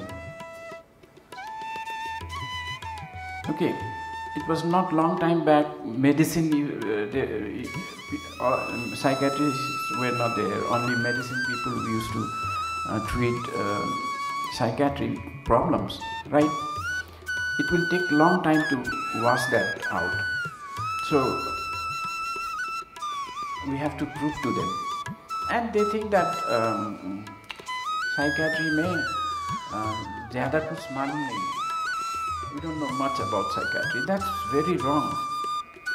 We know a lot about psychiatry and we know a lot about psychiatric illnesses. Do you know how malaria was coined? That is the example I give to them. Malaria. Malaria. Okay. When suddenly there was a typical type of fever in some part of the world, the expert at that time had no clue. So they thought probably because of high density, because of sanitation problem, the air is bad, so it could be due to that factor. Okay, so they still the name remains the same. But don't you think at that time when they corrected the sanitation, when they corrected the overpopulation, malaria got down? That was also a treatment. So we are not in that state still. We are more ahead of that. We know a lot more than what they knew about malaria at that time. A lot more. And sometimes I claim to them that psychiatric disorders are more scientific than many of your disorders, many of the disorders that you see. Do you agree with me? It is very scientific, believe me. If you go through CTP, if you go through the psychiatric textbook, it is very scientific. It's not because we are not lagging behind. We are, if not at par, we are in the equal footage to any other specialty. And they say that all scientific studies stand on the shoulder of giants, right? It's not that we didn't have giants in the field of psychiatry and psychiatry research. Only thing is, the research is inherently tough. The frontier is inherently tough. We couldn't do animal study and duplicate in female because what we are treating is not developed in the animals. So it's not that we didn't have research. If you go through research studies, I think compared to other specialty, psychiatry research is more. Sir, please correct me if I'm wrong. That's what I see. So we are very much ahead in research as well. I'm not talking about this part of the world, okay? In where research is being done.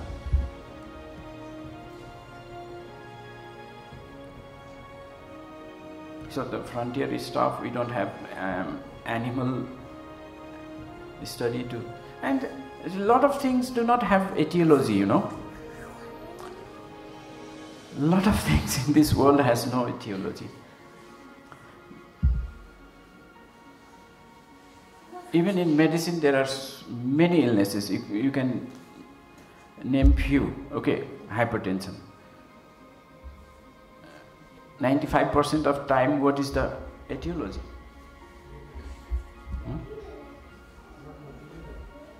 Idiopathic. A word coined by an idiot to save another idiot. That is idiopathic. Still, treatment is going on, right? So that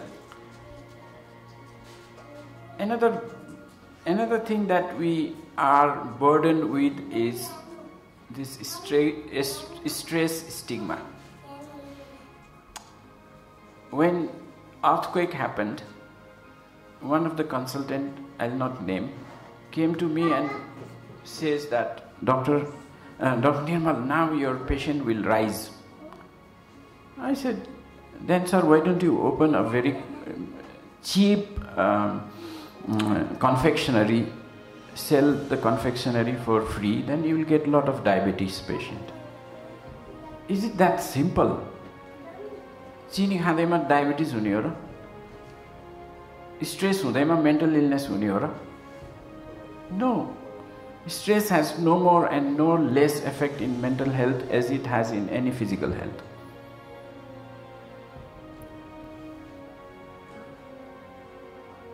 And it is proven scientifically. It's not me standing here and just saying something. It is scientifically proven. If you see this slide, stress. Do you watch? We all watch movies, right? When there is stress, the person starts holding the chest. What happened to him?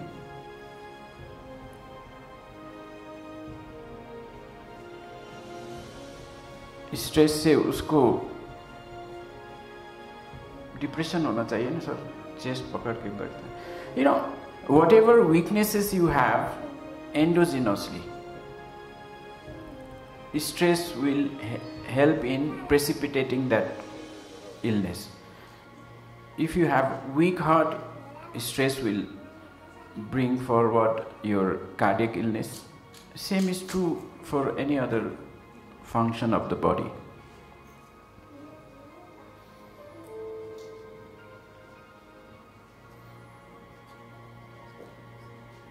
Hang by the keeper. And another challenge we have is from the pharmaceutical companies, you know. I don't know why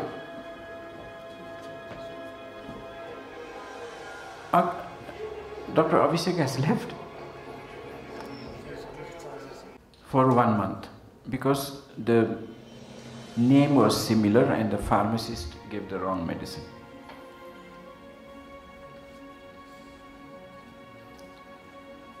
And this is another big challenge now we have as a doctor is businessization of medical practice. I don't know if it's right or wrong. I heard that the management give you a target, and medical professions should not work like that.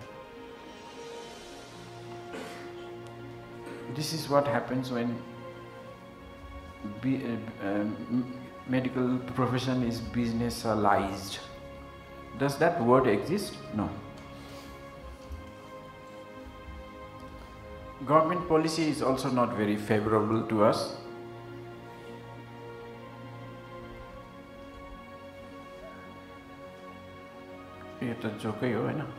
And those who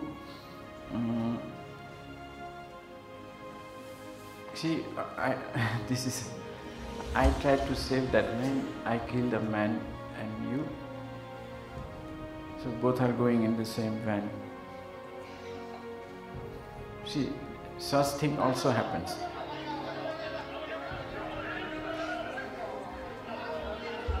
This was an incident in Dolkha, I don't know if you know, where doctors,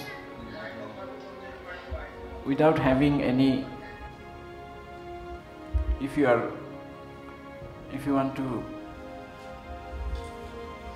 really angry, go to your house and do this, not to the patient. So the take-home message is, if you practice this for, nobody is going to stop you.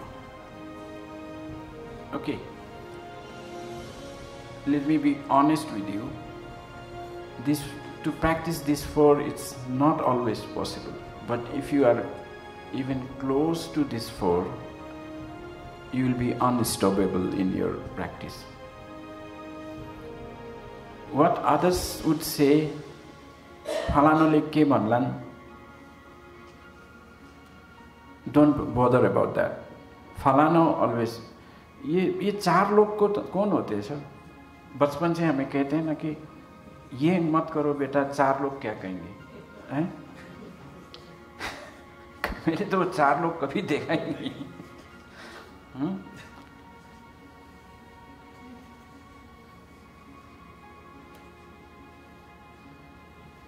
And you don't have to be brilliant to be a doctor.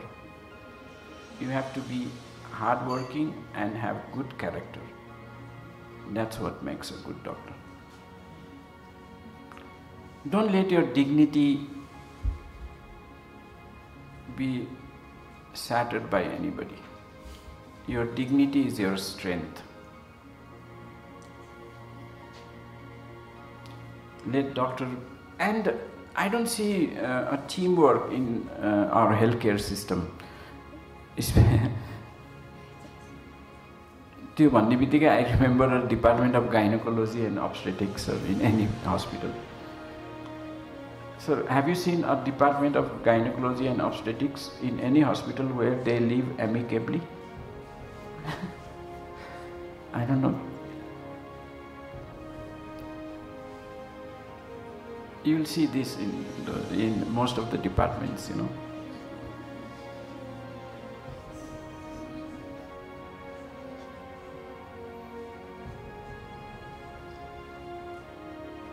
And you'll be amazed that your colleague with whom you studied for 5-6 years and 3 years residency will be your khutta tanni manche ke.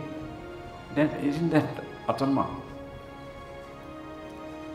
So wherever you go, try to make a team as a practice, and your team comprises of you in the center, other specialist doctors, family caregivers, pharmacy, otherwise lady would be given prostate medicine.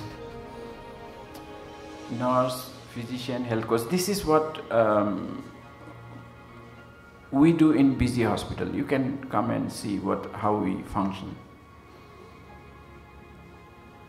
Change your handwriting, okay? Success comes from collaboration and cooperation, not by conflict and competition. Unfortunately, that's what we see around. You people, from the very beginning, if you don't do that, you will be successful. मंजिल मिले ना मिले ये तो मुकद्दर की बात है, हम कोशिश भी ना करें ये तो गलत बात है. You never fail until you stop trying. And everybody has right and wrong. You should always take right from that team. Nobody is perfect, and I am nobody.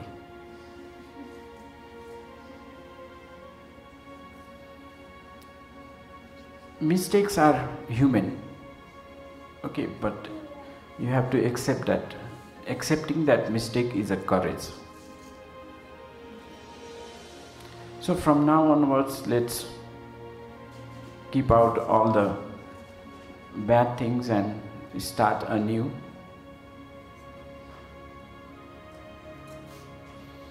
Every new day is another chance to change your life. Ego-ले त बर्बादै बनाउँछ. अब मैले यो भन्दै गर्दाखेरि हैन, who wants to change भन्यो भने सबैले हात उठाउँछ के, who wants to change?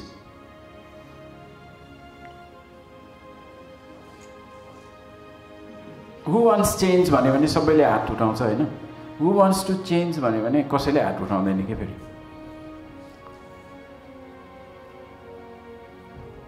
Don't worry. It only takes one person to change your life. You. It will take time. Hahn. Patience हुनु पर्यो. Rome was not built in a day. Hahn raw. So if you agree with me, you come to my page. If not, I don't care. Presentation.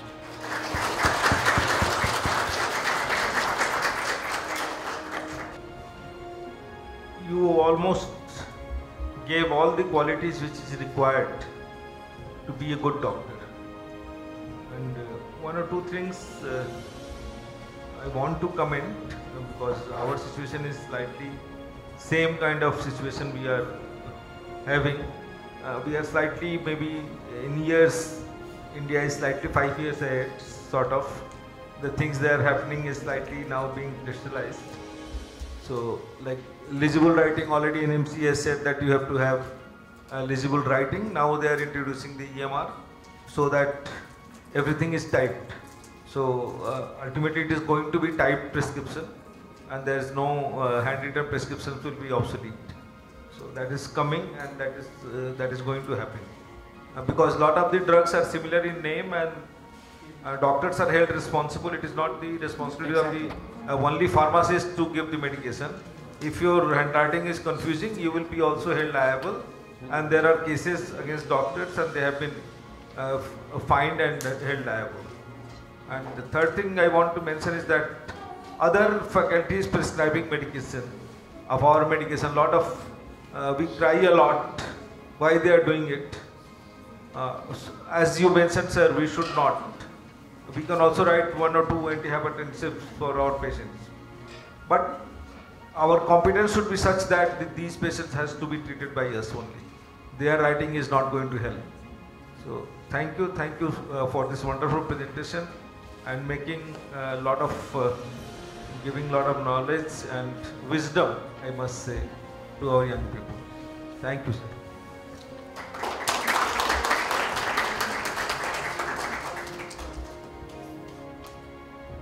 Okay, thank you. I didn't see anybody sleeping, thank you.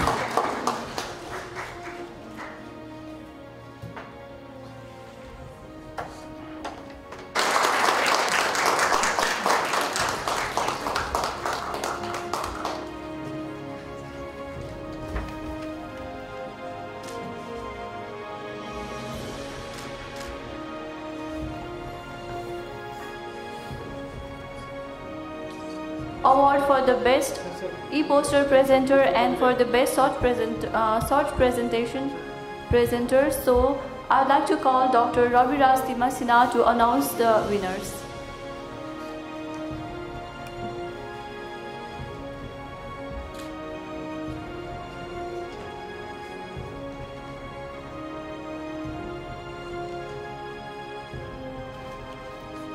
And now, may I request the Honorable Chairpersons, Dr. O.P. Singh and Dr. Deep Kumar Thapa to present the certificates. May I call them Dr.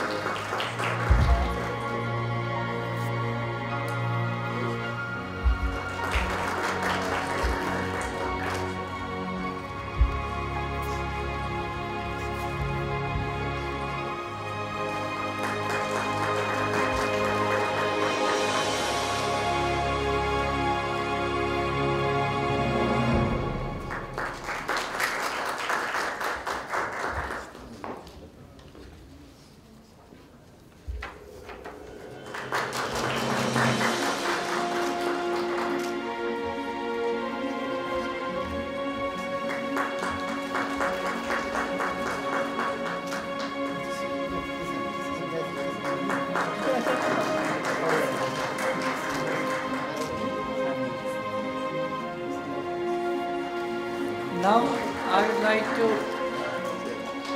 award the best short presentation. As I was told by the chairpersons, all of your presentations were very nice. You are very close. Some of you have been beat by time. If you know you've exceeded. So to start with, on the category of short presentation, I would like to call upon Dr. Sanjay Rizal to receive the prize. And to hand over, I would like to ask Professor Dr. Deep Kumar Thapa.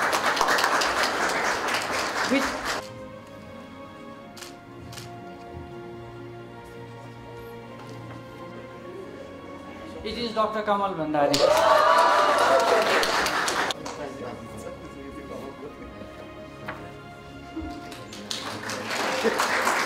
Thank you, Dr. Dev. Thank you, all the presenters.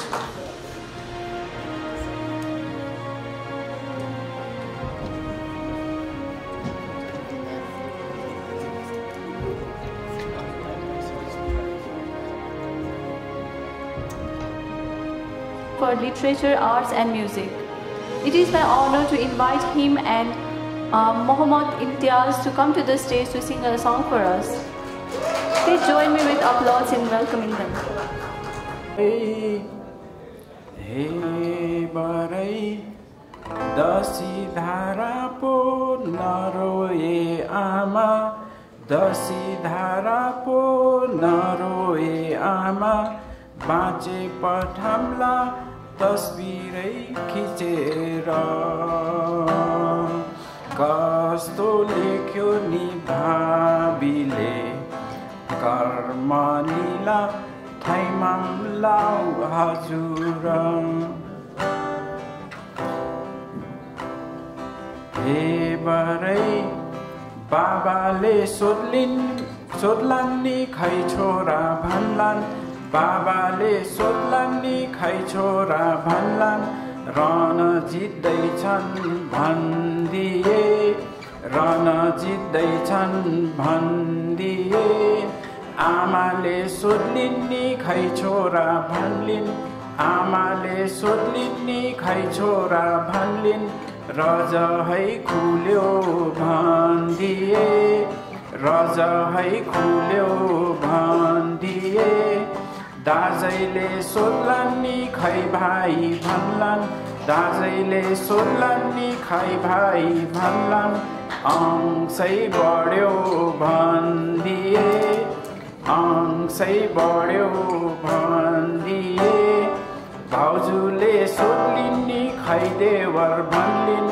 भाउजूले सोध्लिन् नि खै देवर भन्लिन् खसी काट भन्दिए खसी काट भन्दिए भाइले सोध्लान् नि खै दाजै भन्लान् भाइले सोध्लान् नि खै दाजै भन्लान् घेरमा परे भन्दिए घेरमा परे भन्दिए दिदीले सोध्लिन् नि खै भाइ भन्लिन् दिदीले सोध्लिन् नि खै भाइ भन्लिन् माइती घटे भन्दिए माइती घटे भन्दिए बहिनीले सोध्लिन् नि खै दाजै भन्लिन् बहिनीले सोध्लिन् नि खै दाजै भन्लिन् चोली घट्यो भन्दिए चोली घट्यो भन्दिए छोराले सोध्लान् नि खै बाबा भन्लान् छोराले सोध्लान् नि खै बाबा भन्लान् टोपी झिक भन्दिए टोपी झिक भन्दिए छोरीले सोध्लिन् नि खै बाबा भन्लिन् छोरीले सोध्लिन् नि खै बाबा भन्लिन् सुनचुराको दान दिए सुनचुराको दान दिए प्रियाले सोध्लिन् नि खै स्वामी भन्लिन् प्रियाले सोध्लिन् नि खै स्वामी भन्लिन् बाटो फुक्यो भन्दिए बाटो फुक्यो भन्दिए साथीले सोध्लान् नि खै लाउरे भन्लान् साथीले सोध्लान् नि खैमा लाउरे भन्लान् माया मारे भन्दिए माया मारे भन्दिए सकिएन so sad. And now may I request Mr. Mohammad Imtiaz to come to the stage to sing another song for us. Today I am here to sing a song.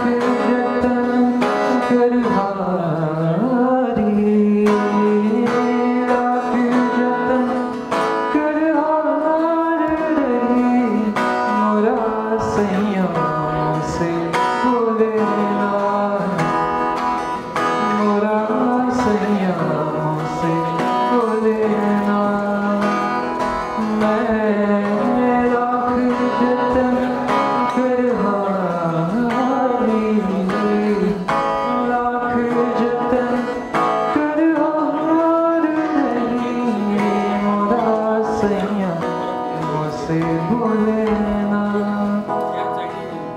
मोरा सैया से बोलेना.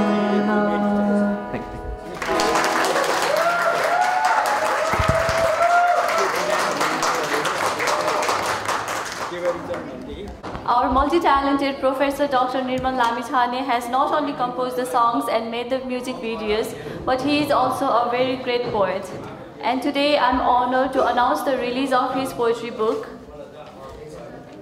र यस कविता संग्रहको नाम रहेको छ फरक सन्देश र यस पुस्तकको लोकार्पणको लागि म हाम्रा आदरणीय आमाहरू श्रीमती गंगा देवी लामिछाने, श्रीमती खेमकुमारी बराल र श्रीमती मञ्जु शर्मालाई मञ्चमा आइदिनु हुन हार्दिक अनुरोध गर्दछु.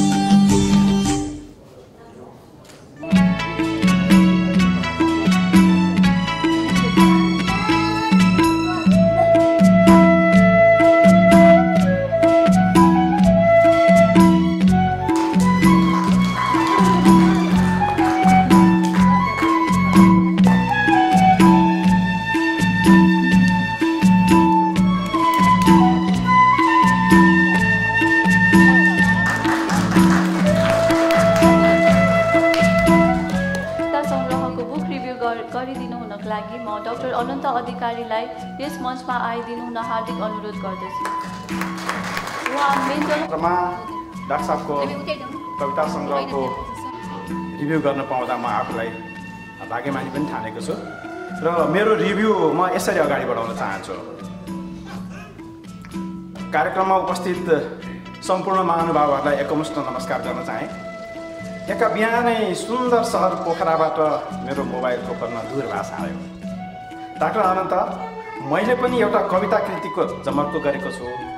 तपाईलाई पाण्डुलिपि मैले मेल गरेको छु. समग्र हेरेर एउटा रिभ्यू गर्न पाए हुन्थ्यो. महिनामा छिटपुट कुरा भइरहन्छ हामी बीच. पेसागत विषय र सक्षम कुशल साटासाट गर्नको निम्ति यसपटकको कुराकानी मलाई निकै प्रिय र खास लाग्यो. उहाँको मोबाइल हातैमा राखेर कुरा नटुङ्ग्याई मेल खोले पाण्डुलिपि पठाउनु भएको रहेछ. पेसागत विषयमा पारङ्गत अग्रज चिकित्सकले आफ्नो रचनामाथि केही शब्द लेख्न गर्नुभएको आग्रह म कसरी टार्न सक्ने. भलै रचनाको चुरो ठम्याउन त म अभ्यस्त छैन. मैले फ्याट्टै भने नि म कोसिस गर्छु नि. अब परेन फसाद, न म साहित्यको विद्यार्थी न स्थापित समालोचक. तर पनि लाग्यो केही महिना अघि विचारको गर्भबाट निस्केको मेरो रचना प्रयास सर्भाइभल नोटलाई मेरा अग्रज अनि प्रियजनले कति हौस्याउनु भएको थियो. सोचेँ केही त लेख्नै पर्छ. मनोचिकित्साको बगैँचामा फुलेको सृजनाको अर्को एक पाटोलाई यथाशक्य मलजल गर्नै पर्छ. मैले केही समयदेखि कविताको पाण्डुलिपि उल्टाइ पल्टाइ गर्न लागेँ. कवितालाई सरसर्ती हेर्दा म र मेरा रङ्गहरू कविता मार्फत कविले मनोरोग विशेषज्ञका जीवनका भोगाइलाई कवितामा उतारेका छन्.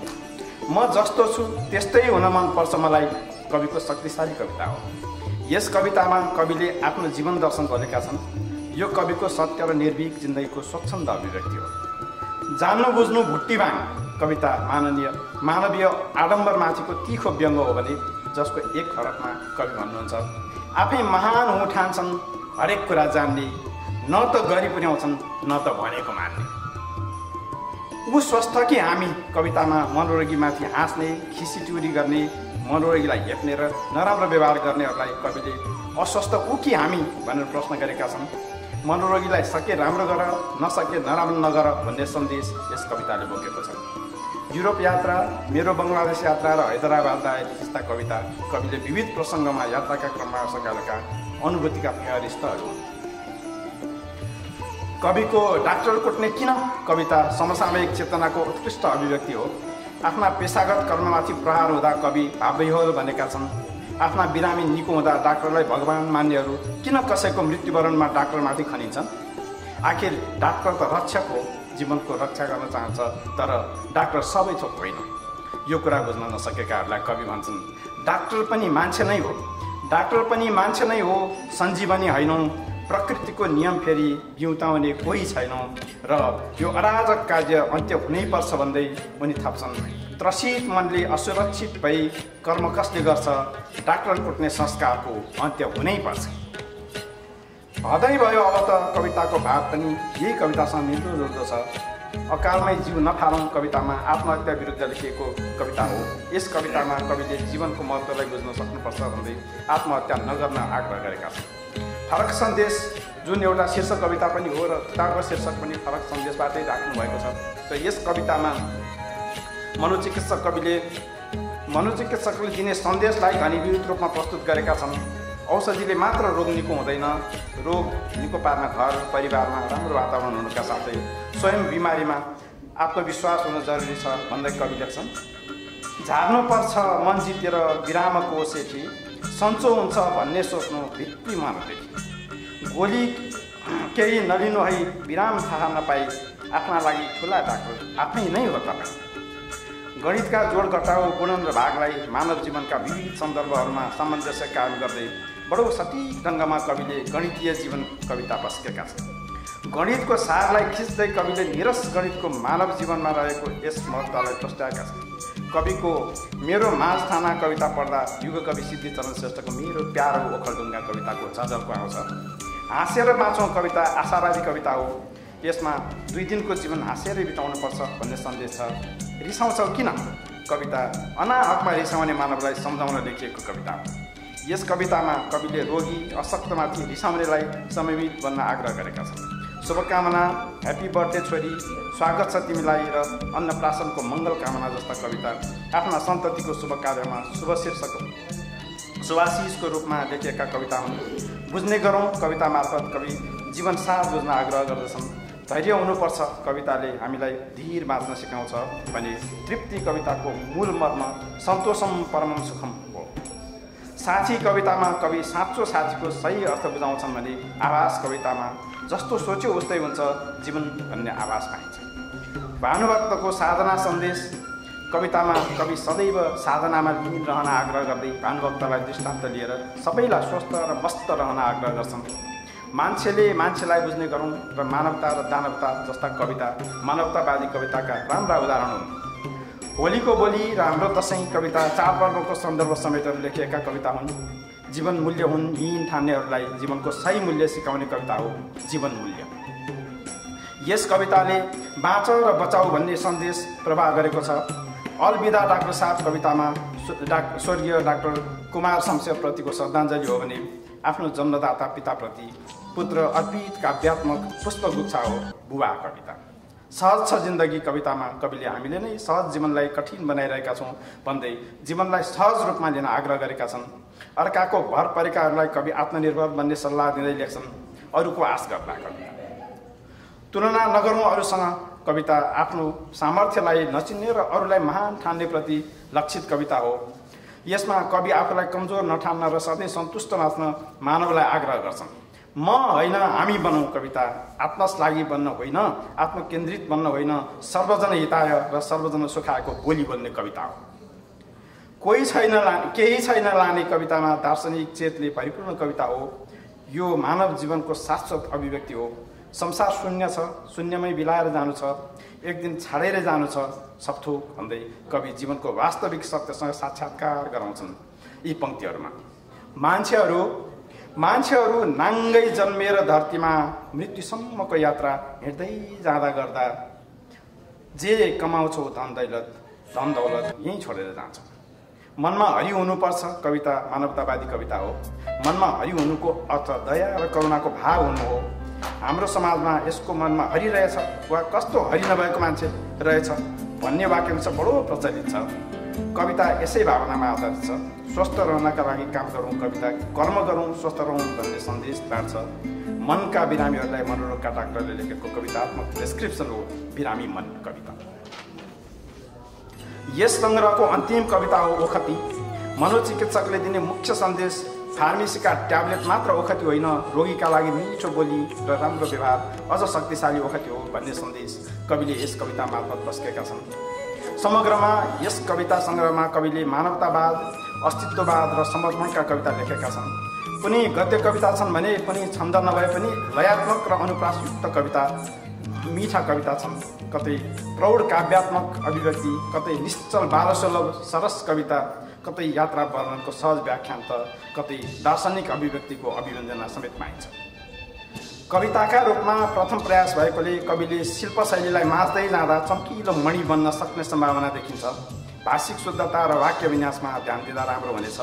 कविको कलम अझ परिष्कृत हुँदै जाओस्, अझ राम्रा राम्रा कविता हामीले पढ्न पाऊँ, आगत अझै काव्यात्मक हुनुहोस् भन्ने शुभकामना दिँदै यो मौका प्रदान गर्नुभएकोमा डाक्टर साहबलाई मुरी मुरी धन्यवाद।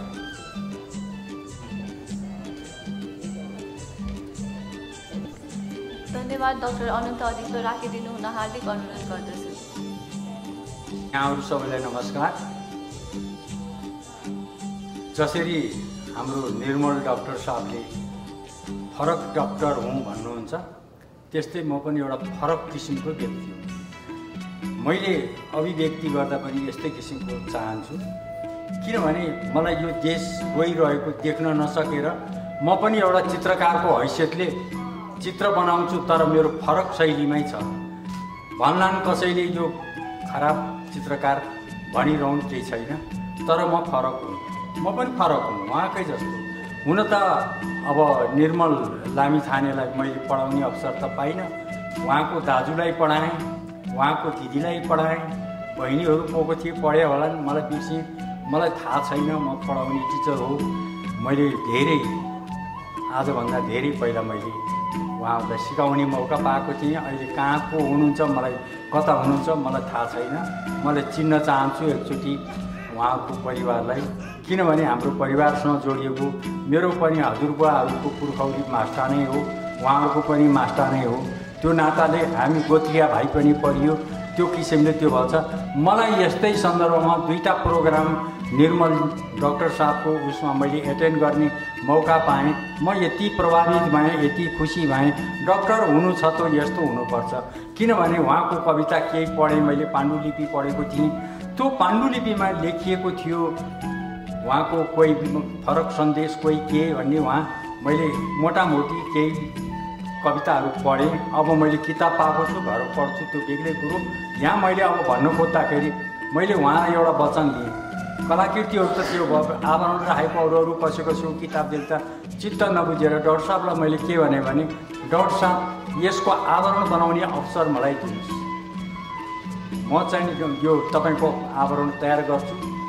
तपाईँले सोध्नु होला मलाई केही रकम दिनुपर्छ, मलाई त्यो चाहिँदैन। म तपाईँको चाहिने श्रद्धाले चाहिने एउटा पारिवारिक हैसियतले तपाईँको यो आवरण म तयार गर्छु, आवरण राखिदिनु होला भने राख्नु भएछ। साह्रै गर्व लाग्यो, साह्रै आभारी छु उहाँहरूप्रति, र मलाई यहाँसम्म आउने फेरि अवसर दिनुभयो, मलाई त्यो पनि मेरो लागि ठुलो कुरो।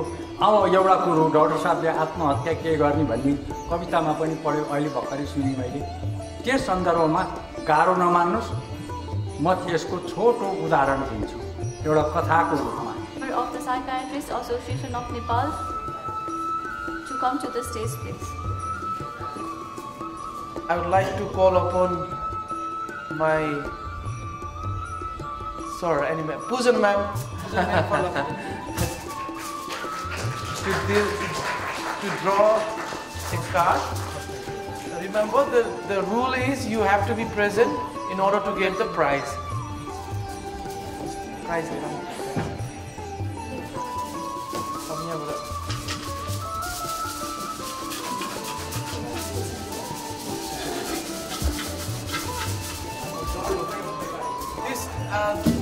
This is for the third prize. Thank you.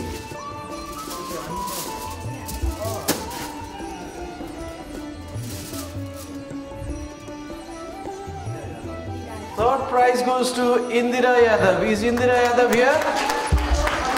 No, China. She is here. No. She is here. Sorry to say. Fine. She is not here. Okay, she is not here, so this is again for the third position, the third prize.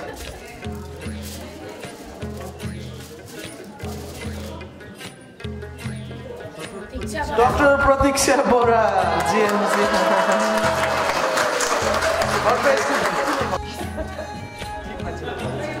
Please congratulate Dr. Pratiksha.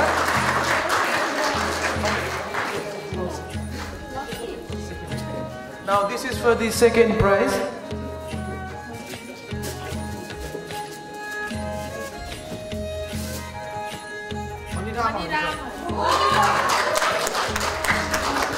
Maniram is our undergraduate student. Please congratulate him.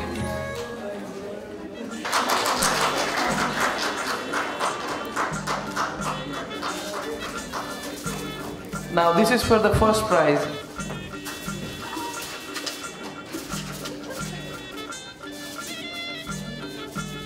Saujanya Sarma. Dr. Saujanya Sarma, the winner for the first prize.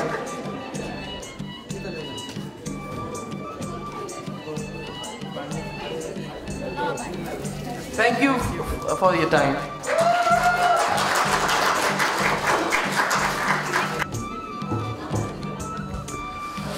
Thank you very much. सबैलाई मेरो नमस्कार. सबभन्दा पहिला त म क्षमा प्रार्थी छु किनभने म अलिकति ढिला पनि आएँ, अलिकति होइन धेरै नै ढिला भन्नु पर्ला किनकि मैले बिहानको सत्र पनि भ्याउन सकिनँ मेरो विशेष कामले गर्दाखेरि. सम्पूर्ण उपस्थितलाई फेरि पनि मेरो नमस्कार.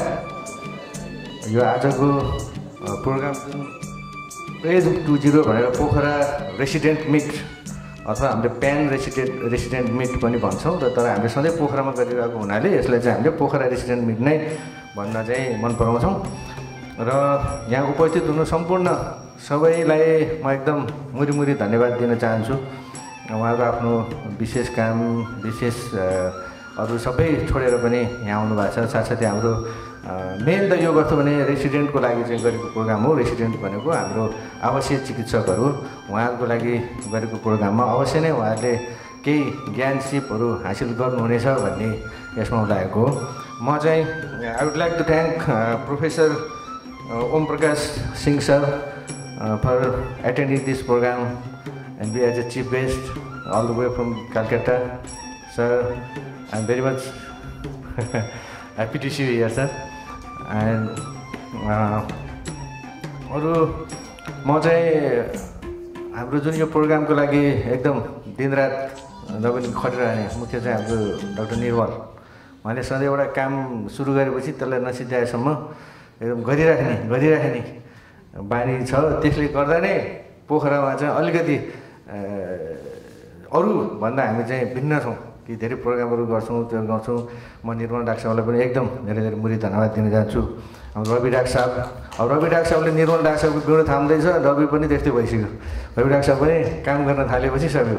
र देव डाक्टर साहब उहाँहरू यो चाहिँ किनभने मुख्य चाहिँ जिएमसीले गण्डकी मेडिकल कलेजले यसको इनिसिएट गरेको हुनाले यो प्रोग्राम एकदम सम्भव छ. साथै त्यहाँ अहिले रेसिडेन्ट भाइ बहिनीहरू कमल लगायत अन्य भाइ बहिनीहरू अच्युत र सबैको नाम मलाई याद भएर आइम भेरी सरी लाई म एकदम धेरै मुरी धन्यवाद दिन चाहन्छु.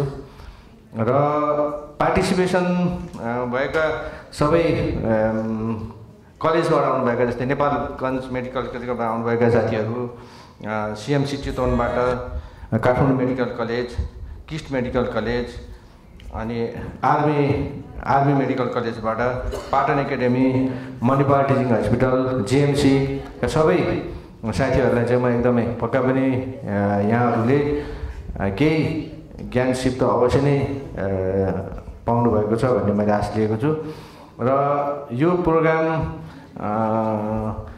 एउटा एकाडेमिक मात्र नभएर जस्तै हाम्रो चिनजान सिनियरहरू जुनियरहरू को पनि एउटा अवसर हो र यसलाई हामी सबैले यसलाई मनन गरेर सिकेर र आफ्नो भोलिपर्सि बिरामीसँग बस्दा हेर्दा उपचार गर्दा त्यो सिपलाई चाहिँ हामीले प्रयोग गर्नेछौँ भन्ने चाहिँ मलाई आशा छ र धेरै लामो पनि म गर्न चाहन्न र यो प्रोग्राम सफल बनाउनको लागि अवश्य नै केही